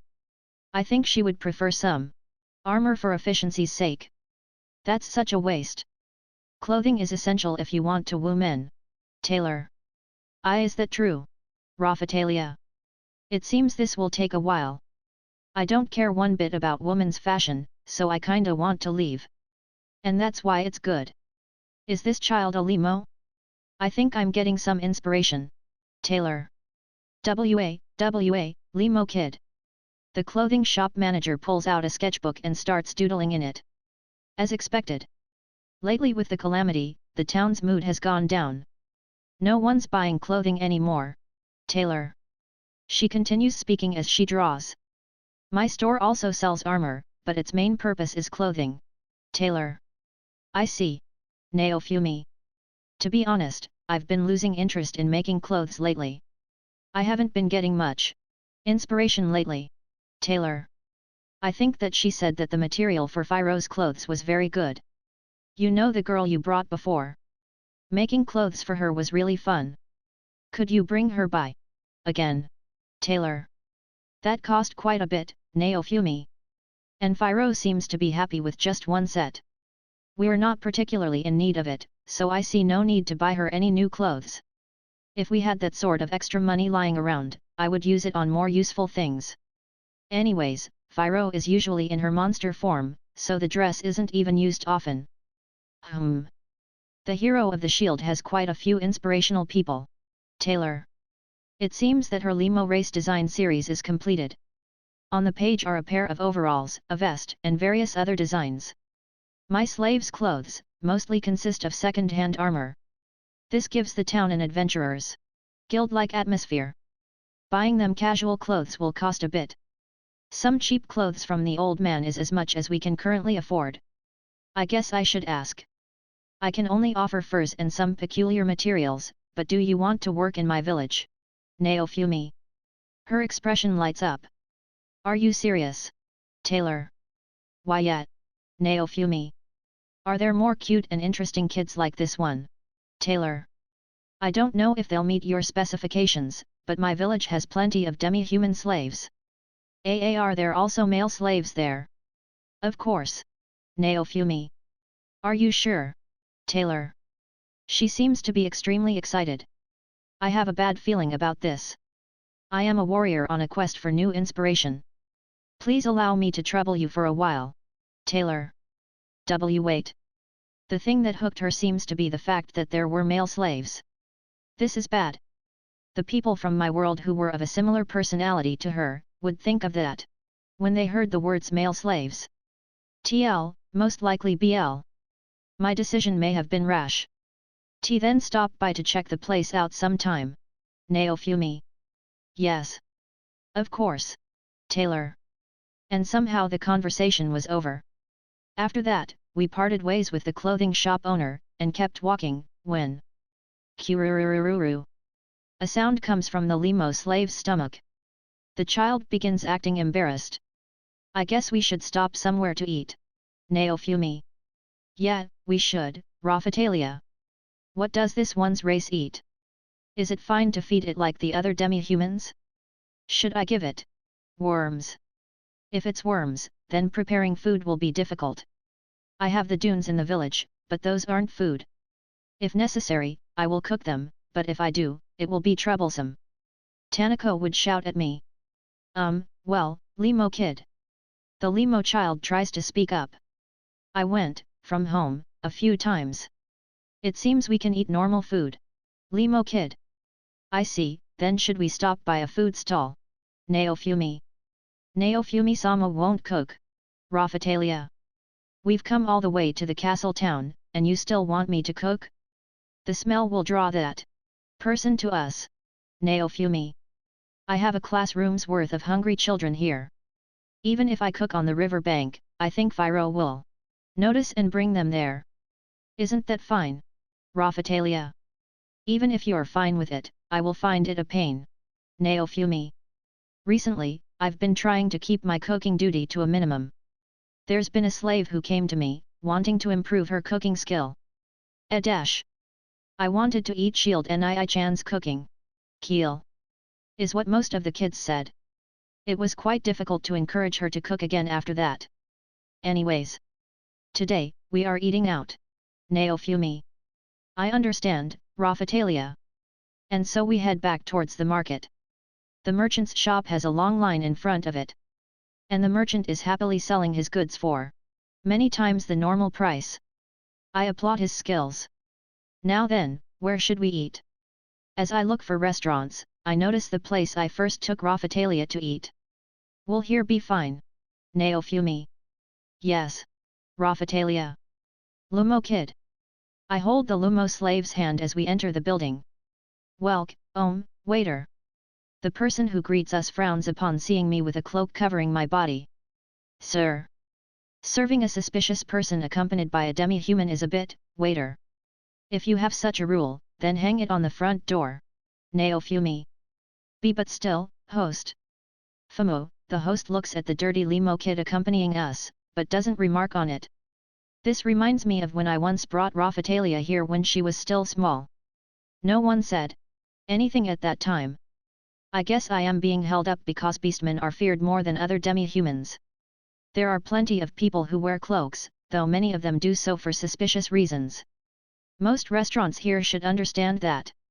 In my world, most restaurants forbid the admittance of animals for sanitary reasons. However, in this world, beastmen are supposed to be treated as bona fide human beings. But I guess the hatred of this country is quite deeply seated. There's no choice. I take off the cloak. Is this fine? There's no suspicious person anymore. Will you still deny food to a demi-human and a beastman? Naofumi. Ah, no. I understand. Waiter.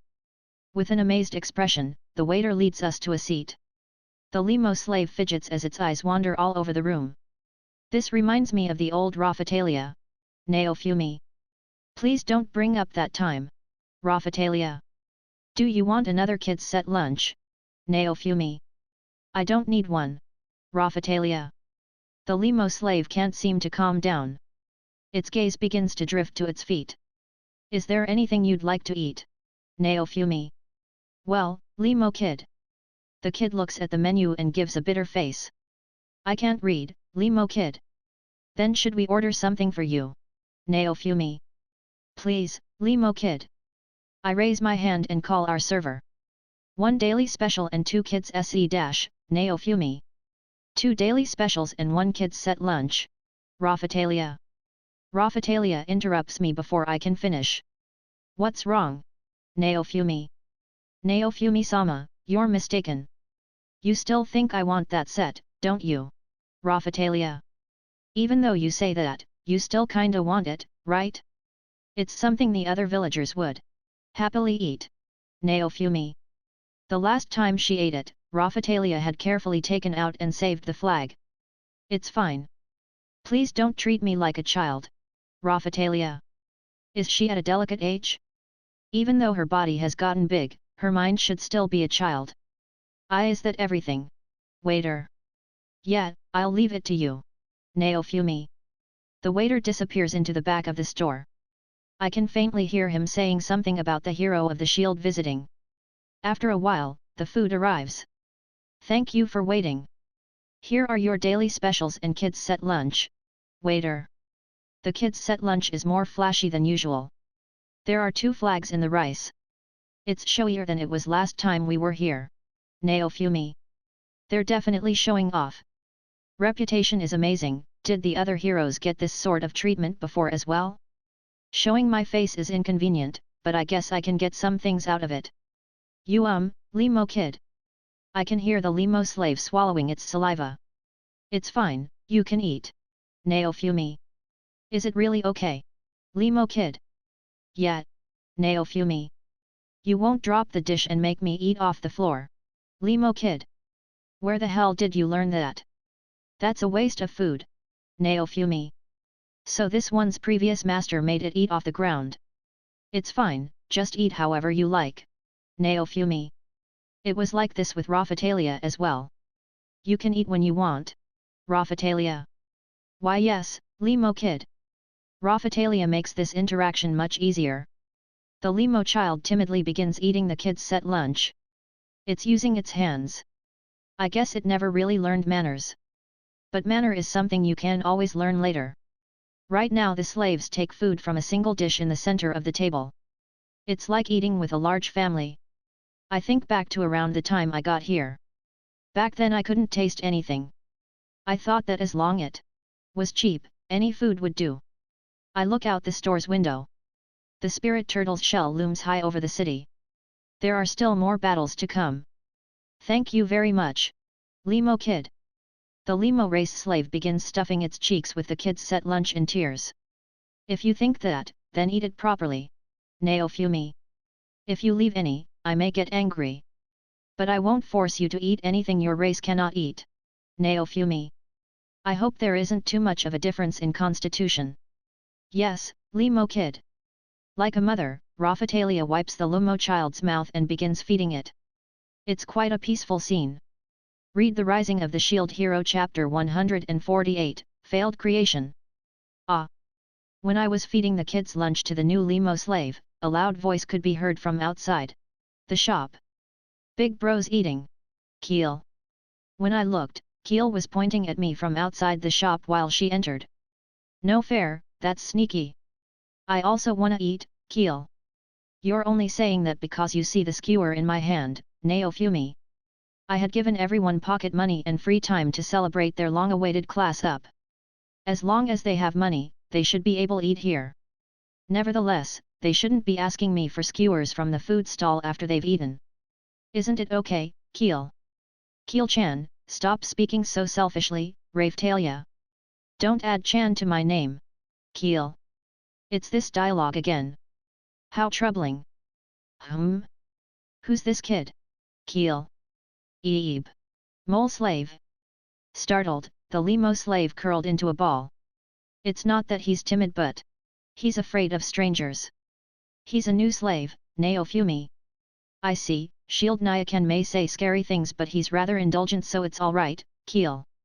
You, Naofumi. To say this kind of thing about someone whilst in front of the person himself. What's your name? Keel. Imialukulanli Sela Tereti Queras, Mole Slave Imia. Such a long name. It's hard to remember. So Imia then. You a boy? Keel. No. Imia. Another girl. And I thought she was a boy. It's getting a bit much. You can't get spoiled though. Me and Raphtalia-chan won't allow it, Keel. Oh okay, Imia. The place we'll be going to is somewhere where if you work hard, you'll be able to see your improvement, but only for the part you worked on, so let's work hard together, Keel. Keel explained clumsily and smiled at Imia. It's a good development. And so, Nyakan. Give me some too, Keel. Nope, Naofumi. In the end it was that. She was just making fun of me, this damn brat. What happened to the other guys, Naofumi? Ever since I first gave food to Keel to eat, every time she finds me I end up having to feed her. Give me a break. They went shopping with the pocket money Nyakan gave them. For souvenirs and stuff, Keel. Really, just what am I even doing? I should be managing my land, but instead it feels like I've just become the big brother who looks after everyone. Well, we'll be meeting up at the castle town's gates. Don't be late whatsoever, Naofumi. I already know that, Keel. Keel left, as expected of someone who wasn't usually treated. As she was going, she said this. Oh right, the friend Phiro brought along is a bit prideful but she's interesting. Keel. Melty, she's playing around incognito again. I wonder what's become of the education in this country. Imia's also in a good mood and has become cheerful. It's similar to how Raphtalia was in the past. For the time being, let's go to the weapon store after we finish eating, Naofumi. Yes, Imia. Munch munch. Imia frantically devoured her kid's lunch. It seems like she would get along with Phiro, with the way she's eating. After we finished our meal at the restaurant, we made an appearance at the weapon store. Oh, well isn't it the young laddie? It's been a while, Oyaji, T/N, he calls him An-chan which is derived from Anaki/Nii-chan. It's been around 2 weeks, Naofumi. It's around that long, Oyaji. Ah, it's about the shields I requested last time but, the money is still. Naofumi. It's very hard to say. That I don't have money so I'll just be copying. Oh, I had also wanted to talk to you about that, Oyaji. The old man also seems to have trouble talking. The atmosphere is oppressing. It's not finished yet, Oyaji. I see, then it's fine, Naofumi. I'll be frank. I've gotten the materials from the country, but they all have the characteristic of being resilient, Oyaji. Ho! Naofumi. If I was to make them into weapons, adding enchantments or special options would be easy, and because the foundation is solid, it could become a weapon just by shaving it into shape, Oyaji. Is it the manufacturing part that's difficult? I haven't really looked at the other weapon stores, so I don't really understand, but this one seems to have a bit of an appeal to it. I remember that the spears and swords were quite conspicuous. There was a blade that looked like turtle shell. So that was shaped by shaving. However, I also wonder if that can even be called a weapon. There's no need for skills. In the worst case, a clumsily hammered item could still end up on the market, Oyaji. Are you that fussed about it, Naofumi? Well, it would be affected by the maker's skills, so I'm fine with just wondering. That can't really be said for making armor though, Oyaji. Is that so? Naofumi. Yes. Anyhow, this material seems to have bad affinity with the air-wake feature. It has no effect. Oyaji, T/N, air-wake was originally translated as airwalk in the early chapters, but the pronunciation is ea, air, yaku, wake. The air-wake feature. If I'm not mistaken, it's supposed to make heavy armor lighter. This is due to a special effect that the shield has. Gravity field comes to mind. This special effect that uses a gravitational field. It has a high probability of developing in shields in the Spirit Turtle series, and it seems to have the power to somehow cause floating objects to fall. If that was enhanced by the shield's effect, then even Fyro would say it's hard to jump around. I nod at the fact that if the Spirit Turtle materials have even just a tiny bit of this effect, then its affinity with the air-wake feature would be bad. And these materials are intrinsically heavy. I can improvise something for a sword or spear if they were only being used as a blade, but armor is different, Oyaji. The Spirit Turtle's shell itself can't help but to repel attacks, however it's heavy. There's the concept of making it thinner, but, you know, the fundamental defensive power would diminish, Oyaji. I see, Naofumi. It's a difficult material. In my opinion, it's not perfected yet. I've made 2 prototypes. Have a look, Oyaji. The old man guided me to the interior of the shop and I looked at his prototypes. Is this it? Naofumi. Yeah, Oyaji. Is it alright if I hold it? Naofumi. Go ahead, Oyaji. One was an ordinary shield made from the Spirit Turtle's shell. The problem was it was quite big and bulky. I thought I'd try to carry it to test it, but it was too heavy. I should have had the strength to stop the Spirit Turtle's foot, but was that simply the miraculous power of the shield? It's not that I couldn't pick it up, but it would be hard to fight with this. I can't wield it. Just putting it down caused a thud sound. And there was a major flaw. It didn't activate weapon copy. In other words, this wasn't treated as a shield. The criteria was hard to understand, but it may appear as a wall. However, there was a tiny reaction, so I feel like it's a delicate line. How is it? Oyaji. Looks like it isn't a shield, Naofumi. Ah, it's a total failure, Oyaji. The other one. Naofumi. This is it, Oyaji. And what he gave me was a thin, semi-transparent shield made from the turtle shell. Its appearance was really beautiful. I try hold it for the time being. Its weight is not to the extent of being unable to hold it. It seems good to wield. However, this one is more shield-like, but there's no reaction. As I expected, even the young laddie thinks there's a problem, Oyaji. What's the meaning of this? Naofumi. For this shield, I focused on making it as light as possible. In exchange for that, there's barely any defensive power. It'd break in one shot, Oyaji. Wow. A disposable. Or should I say, this is already. Isn't this a plate? Naofumi. Even if you say that, I can't refute it. When I first made it, I saw something similar shown in the souvenir shop and I wanted to cry, Oyaji. It's also heavier than it looks, Naofumi. That's right, isn't it? It's a strong property of these materials, Oyaji. Both extremes are too much. Don't you have any that are more of a compromise? Naofumi. That's just it though. Somehow if it exceeds a certain thickness, the weight won't change, Oyaji. Naofumi. If I made that plate just a bit thicker, its weight would have been the same. Its weight is proportional to its size. Having said that, I wanted to try making a smaller shield, but then your forearm would be heavy, Oyaji. It's hard to handle. Do the ingredients themselves emit gravity? How difficult, Naofumi. Yeah, but my intuition is telling me I should be able to make something good. So just wait with high expectations, young laddie, Oyaji. I get it. Oh right, this is about the shield, but I explained to the old man regarding the necessary items for strengthening the spirit turtle. Materials. Perhaps there might be something helpful. I see, that's an interesting story. It might be better than making it with only those materials, Oyaji.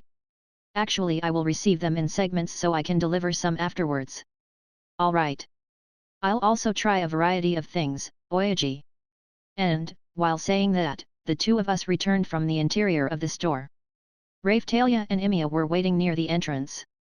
Oh right, it looks like you brought a beastman slave with you, Oyaji. Yeah, it seems this kid is from a dexterous race, so I bought her, Naofumi. Oh, so she's the one who's going to become my apprentice. I haven't thought about that yet. I'll bring someone after I've gathered and raised them some more. Naofumi. I see. I'm only waiting because it's you, Oyaji. It'll be very soon. Please wait a little, Naofumi. I'm strict though, Oyaji. Work them hard, but please don't discriminate, Naofumi. I won't do that sort of thing, Oyaji. It seems he wasn't originally born in this country and I don't want to see the old man discriminating. Or anything. Therefore it was a good reply. It's because beastmen are frightening as enemies, but when they're allies they're very reliable. If it's that kid, I'd recommend a rapier, Oyaji. Speaking of which, have you finished the weapon meant for Rishia? Naofumi. Yeah, the improved weapon made with the money I received from the country. It's finished, Oyaji. The old man took out a sword from underneath the counter. Peckle rapier quality, good. Bestowed effect, agility up, magic up, blood clean, grease. Compared to Raphtalia's sword, the bestowed effects are quite low. Well, it was originally a spear, so it seems to have degraded from the manufacturing. Then I'll be taking it, Naofumi. Alright. Please come back whenever you like, Oyaji. I'd like to come when I have money. I can't be spoiled forever, Naofumi. Ha ha ha, whenever you have that attitude it makes me want to work harder, Oyaji. The old man replied in good humor. He can really make me relieved with his words. And it's also thanks to your patronage that I can be so prosperous, Oyaji. Ah, so that influence is showing, Naofumi. Of course. It's to the extent where I'm so busy that it's difficult, Oyaji. The equipment hanging in the store have been selling out considerably. It feels as if the production side isn't fast enough. For a while, I've been saved by the seclusion for my manufacturing, Oyaji. It sounds quite envious, Naofumi. Come to think of it, the pharmacy has been taken away forcibly by the magic shop. Did you do something? Is that so? So the magic shop succeeded then, Naofumi. That stubborn old guy has been fished out nicely. With this, the slaves can be taught pharmaceutics. I heard something I didn't want to hear. Oyaji. Next is, Naofumi. Laddie. Please stop with your recruiting, Oyaji. Ha ha ha, Naofumi. Stop hiding behind your smile, Oyaji. I wish that the old man would also come to my land. When I send a look saying that, he bluntly avoids my glance by turning away. What are they talking about? Imia. SHH, they're in the middle of an important discussion. Let's just wait for them, Raphtalia. Alright. Imia. Raphtalia and Imia had heard the chat between the old man and me. Read The Rising of the Shield Hero Chapter 149, Alchemist. I finished chatting with the old man and headed down to the entrance of the castle town since it was close to the meeting time. By the time we made our way to the entrance, Phiro and the slaves had gathered. Welcome back, slaves. I'm back, is everyone here? Naofumi. I count just in case. Yeb. The whole group has gathered. Hey master, Phiro. What's up? Naofumi. Phiro approached with a question. Melty is, not here. What's that yummy looking kid next to you? Phiro. Ebe. Emiya. Emiya let out a frightened squeak. Phiro's humanoid form was of similar height, but, to say she looks yummy, did Phiro really think that she could eat her? Nevertheless, the slaves who knew her real form took a few steps away from Phiro and whispered together. So Phiro-chan is really a non-slave? That's right, a non-slave. Is she gluttonous or a non-slave? Phiro looked around uneasily. Did that kid even notice her own slip-up? What? No. Phiro. I got to see an ostracized, flustered Phiro, which was rare. You know, Phiro, this child may look a little different from us, but she's still part human, Raphtalia. And of all the things to say, you had to say she was yummy looking, so you finally reveal your true character, Naofumi. Phui. Phiro. Phiro opened her eyes wide and sniffed Emiya's scent. No. Don't avoid Phiro. Phiro. I can easily picture the motion of Phiro, in her monster form, attacking Emiya like an owl would eat a mouse. This is probably what everyone here is imagining. I won't eat you. I won't eat you, so don't be afraid. Phiro.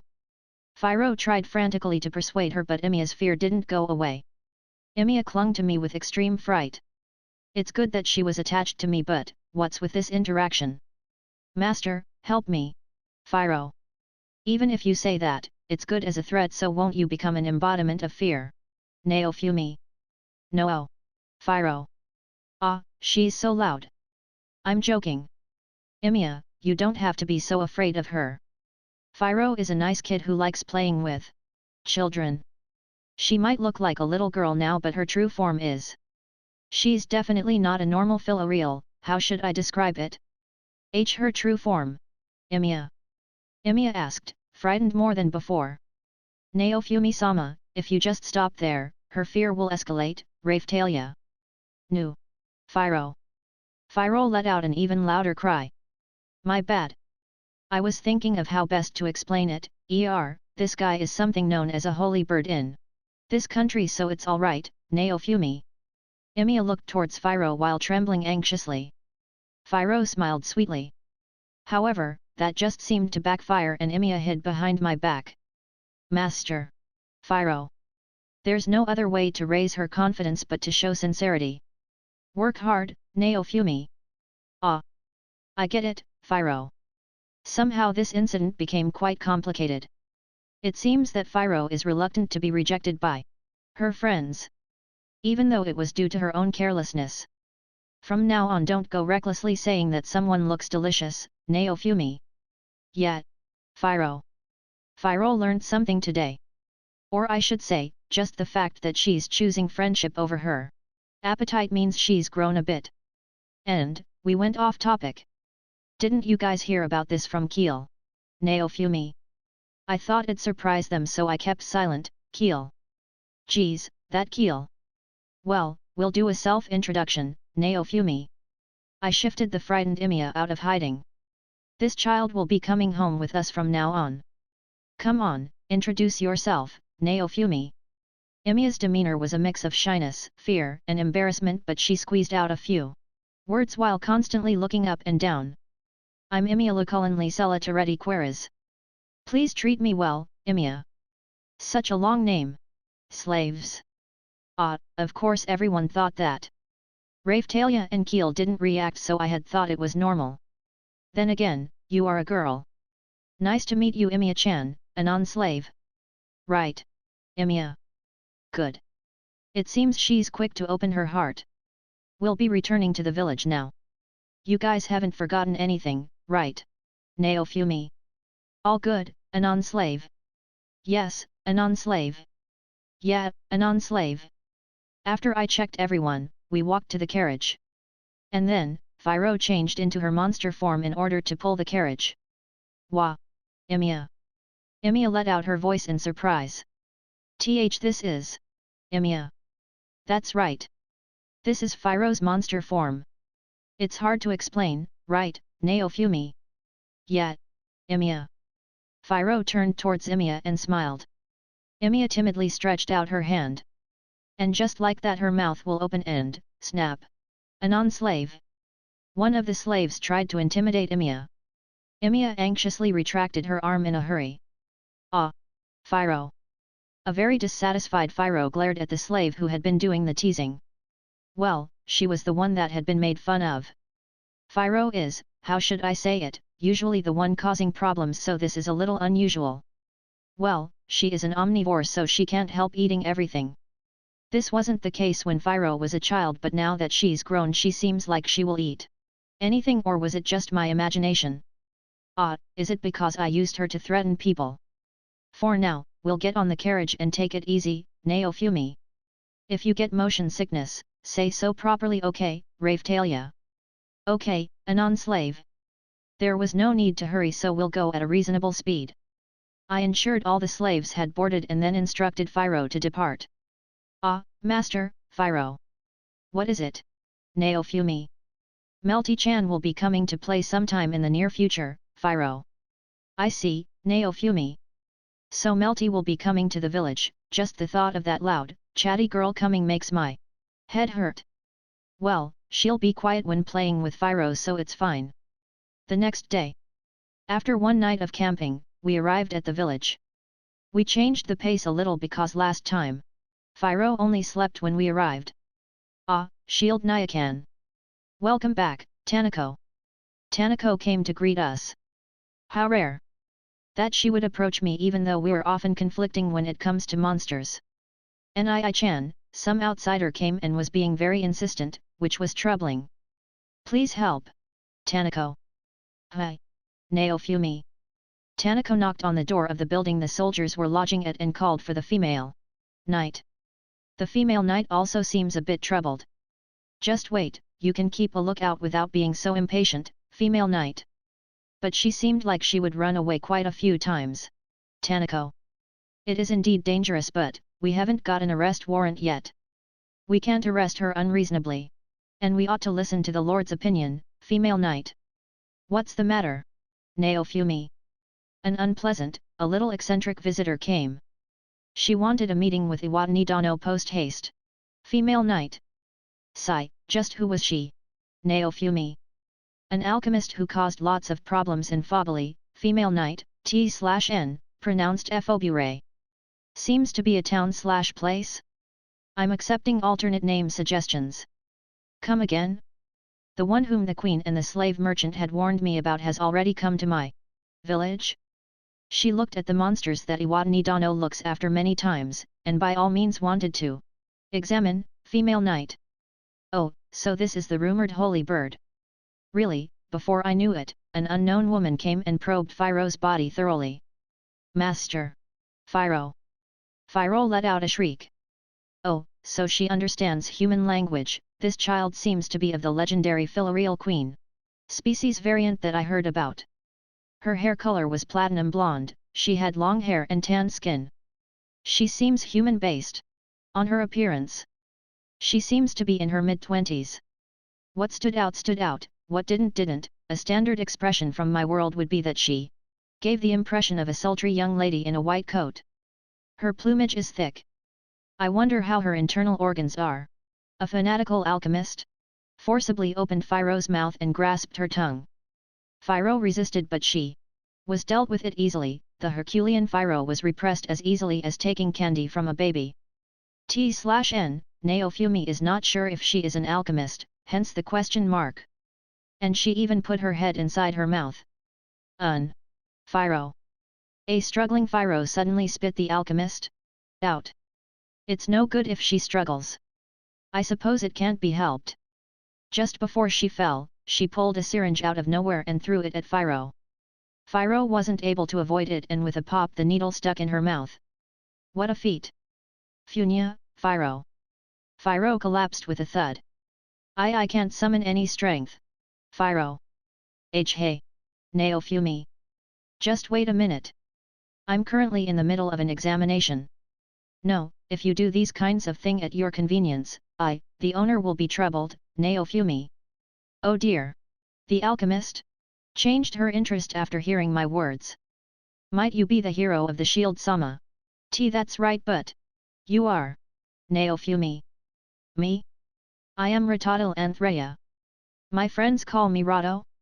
Rightward arrow Rado, T/N, pronounced Ratadiru. Ansuraya. Any other name suggestions? I see. My name is Naofumi Iwadani, Naofumi is my first name, Naofumi. So it's Naofumi-san. Nice to meet you, Rado. Rado replied, pinning the limp Phiro with her gaze. And so, will you let me examine this child? Rado. She took the opportunity to request my permission. Judging from her behavior, she probably wouldn't understand if I said no. But Phiro's ecology was still full of mysteries. Ma master. No. Phiro. I feel like if I accept it then the enigma that was Phiro could be solved, but I also feel that it would heavily burden Phiro. Wow, she took down that Phiro-chan so easily, a non-slave. Isn't it amazing? If it had worked properly, the drug I used should have caused her to lose consciousness, and yet she's still aware and able to talk, Rado. So you used that kind of drug, Naofumi. It couldn't be helped. If she continued to struggle, it would have done more harm than good, Rado. Sigh. First of all, I'll have to refuse, Naofumi. Oh, too bad, Rado. Phiro. Phiro recovered and slowly got to her feet. My, it seems that if I don't use a stronger drug it will be impossible to examine her, Rado. No. Phiro. Phiro ran away. She won't be returning for a while. So you're the one who wanted a meeting with me, Naofumi. That's right, Rado. What did you want? Naofumi. To be able to have a look at a variety of things. For example, a certain village's plant or the monsters in this village, Rado. Sigh, Naofumi. You see, this really attracted my attention. I'd really like to fiddle around with some of them, Rado. To let you fiddle around, you say? Naofumi. Just what did this fellow intend to do? It looks like she even knows the origin of the bioplant, so it should probably be fine to just let her do some research. Was she an alchemist? At the least, she can be called a specialist. She might be pretty smart. To be honest, I wasn't very good at studying, so I'm aware that I'm not good with this type. Even if that's the case, I couldn't just let it go. I also heard rumors about you. That you're an alchemist who caused a lot of problems in Fabili. Naofumi. Problems? That's not right. They're just saying that because they're too incompetent to understand my research. And so they fabricated some lies and exaggerated some mistakes to turn it into something big, Rado. Yeah, Naofumi. She said this like some mad scientist character. There's no merit in looking after someone who'd follow that role too well. Well, she took down Phiro easily enough so that ability might deserve some appreciation. She might have some war potential. Those guys, they called my monster research an act that would even scare the gods and banished me of all things. And by gods, they were referring to the 4 sage heroes and the 7-star heroes, I think. Rado. And so, did you come to approve of the current 4 sage heroes yourself? Naofumi. No. Their cries about the heroes were making me sick. They're nothing but a hindrance. Rado. Who do you think you're talking about? Why did you come here then, Naofumi? I came to examine the monster that was the spirit turtle. Incidentally, I also took the opportunity to visit this place, Rado. Go off to Melromark's castle, Naofumi. That's good too. My interest has already moved on, Rado. Rado stuck out her hand enthusiastically, intending to grasp mine. I replied while avoiding that hand. Don't touch me. I hate women like you, Naofumi. I see, then I won't touch you, so let me play with the monsters, Rado. You can't. Tanako. Tanako rejected her arbitrarily. If it concerns monsters then she'll charge unexpectedly, this kid. Wait, first I want to hear your objective, Naofumi. It might be good to recruit her depending on the situation. She is a monster specialist. There'll be many uses for her. I might be expecting too much of her, but she might be able to take care of the modifying of the bioplant and monsters in my place. Well, that also depends on her motive. If she's thinking stupid things such as seeking revenge on the country or trying to destroy the world, I'll drive her out without hesitation. My aim? It's to create powerful monsters, of course, alchemist. Read The Rising of the Shield Hero Chapter 150, Favorable Discrimination. I see, Naofumi. Making a strong monster. Quite a simple and childish desire. This world has a game-like modification system, so I can see where she is finding her enjoyment. But I must admit that it is quite rude to experiment on living organisms. For that goal, I traveled the land and studied various monsters. I have learned and assimilated various sciences and magics. But those people, they said something about going against God's creations and creating works of evil. They tried to kill my creations. It was quite troublesome. Rat. So, to summarize, you're learning how to strengthen monsters through alchemy. Can I think of you as a sort of monster tamer? Naofumi. Well, close enough. Rat. I expected her to deny it, but she seems to be fine with being referred to as such. At first, I thought she was crazy, but it seems that she is just earnestly focused on a goal. Is she the type of person that gets overly enthusiastic when it comes to research? Can I ask a simple question? Oh, female knight, please listen as well. Naofumi. Me too. Female knight. Female knight, who had drawn her sword ready to attack, looks confused. Phiro had recovered from the medicine and ran away. Raphatalia is also waiting with sword drawn. As a matter of fact, Phiro is the strongest one among us. Because Rat was able to take her out without a problem, it's no mystery why everyone is wary. Because of the shield and my poison resistance, my guard isn't too high. Perhaps I should be more careful next time. There's one thing that has been bothering me for a while. Naofumi. What is it? Rat. Well. Strong monsters. Are you able to take my already special monsters, and increase their powers even further? For example, could you fuse a caterpillar and a dune? Naofumi. It's outlawed by some sections of the church. They only allow for the pure breeding of monsters. Rat. Then, Rat, your research is, Naofumi. Yes, some may consider it illegal. Rat. In many games I've played, the fusion of monsters happens on a daily basis. Are the monster users of this world just plain breeders? Instead of aiming to make strong monsters, they just try to increase their numbers for labor purposes. Wait, by her phrasing, does that mean that you can crossbreed monsters? Is it possible to get an egg with the properties of multiple monsters? Naofumi. Of course it is possible. It's like with demi-humans. If a fox and Z-veiled demi-human have kids, it will be a mixed breed. Monsters within similar categories can breed to make children sharing the attributes of both monsters. My research happens to deal with Rat. No, I don't really care about that. Naofumi. I had never thought about what happens when different races of demi-humans mix. But, I have heard that it is possible for a human and a demi-human to have kids. So that logic also applies to monsters? How the hell does the ecology of this world function? So basically, what you are trying to accomplish is Naofumi. I want to research what makes monsters strong, make new types of powerful life forms, and add to your fighting force. Rat. Rat is extending her hand towards me. For some reason, Tanako's eyes are sparkling as well. Tanako always loved monsters. Does she approve of Rat's research? Let her join. Tanako.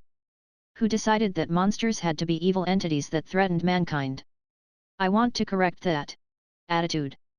Certainly, we can kill monsters and increase our own powers, but then doesn't that make monsters killing humans for power the exact same thing?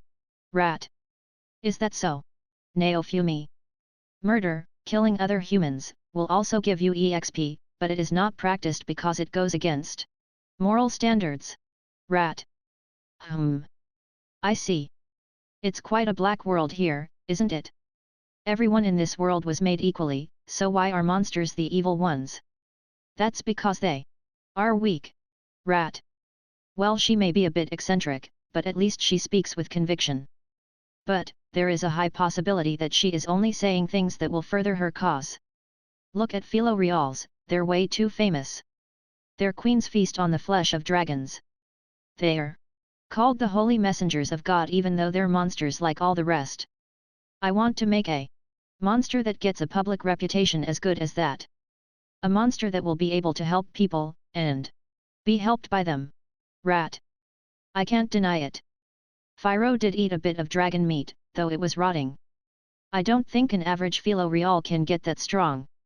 But I guess that their legends earn them quite a bit of respect. Perhaps the legends are of monsters like Phyteria. That one is somehow even stronger than Phiro. It's not like I don't see where you're coming from, Naofumi. I've played plenty of games which involved rearing monsters to be strong. All this person is doing is taking something that would be the common sense of another world, and trying to apply it to this one. Though she may be lying. So you wish to study the monsters of this village to aid your research? Naofumi. Yes. Rat. I hate liars more than all else. If you want to do such work in this village, then to prevent lies I will have to make you one of my slaves. Will you do it even with those conditions? Naofumi. Sure. If that's all I have to do, then I'll happily throw away my human dignity. Rat. She accepted it way too readily. And she worded it in quite badly. It's not like I make my slaves sacrifice their dignity or anything. If that's what I must do to advance my research, then I won't mind. Rat. Fumu, Naofumi. If I let her stay, then my monsters may be able to get stronger. It's not a bad prospect. If I place a slave seal on her, then I can act quickly if problems begin to surface down the road. I work my monsters hard, you know. Like slaves. You'll be treated no different. Naofumi. There are human and demi-human slaves as well. I see no need to give them preferential treatment out of pity. Rat. Mew. Preferential treatment is also technically discrimination. Overseas, I believe that women began objecting to receiving such treatment, calling it discrimination. As well. Some Japanese trains even have women-only railcars as well. Quite a few people of all genders protest against them. TL, instituted quite recently in the last 15 years to prevent grope and molestation, they still exist during late night hours. It might be close to that. I don't like it when people protect one life form. Philo Reals have more intelligence than other monsters, but why does that mean they have to make a law that prevents the consumption of them? And yet when a dragon appears it is immediately ordered to be slain. Rat. Naofumi. I won't tell you not to use monsters. In fact, I support you. I hate people only thinking of monsters as something to be destroyed. Monsters are alive as well, and they can help combat the wave. By my theory, monsters are not born of the wave. They can make for strong weapons. Just like the heroes. Whether for good or bad, I hate discrimination. Everyone in this world can be helpful to everything else in it. Rat. Tanako is now glaring at Rat with inflated cheeks. I don't know what part of Rat's ideology ticked her off, though. I understand your objective.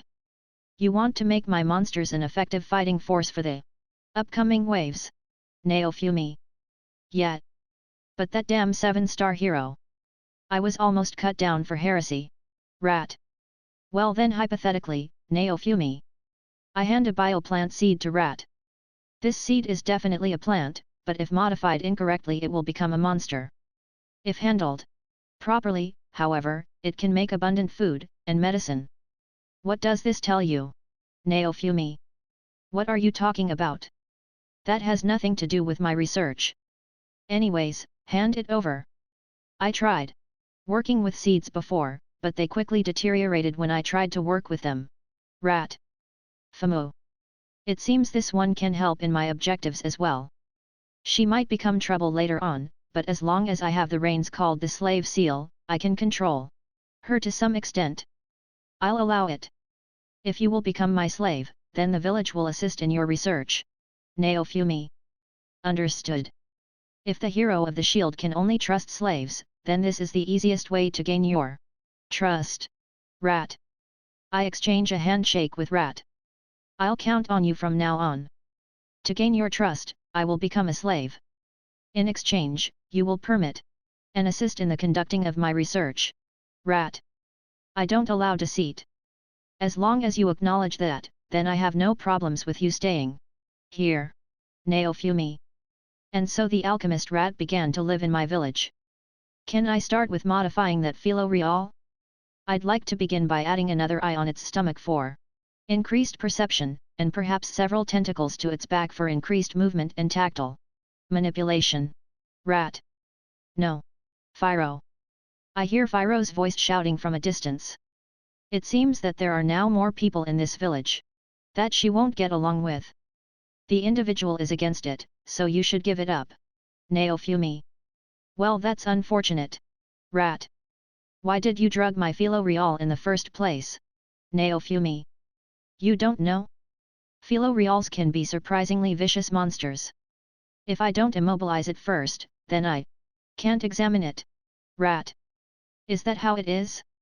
Well, I guess it is crazy to suddenly try and examine a wild animal without sedating it first.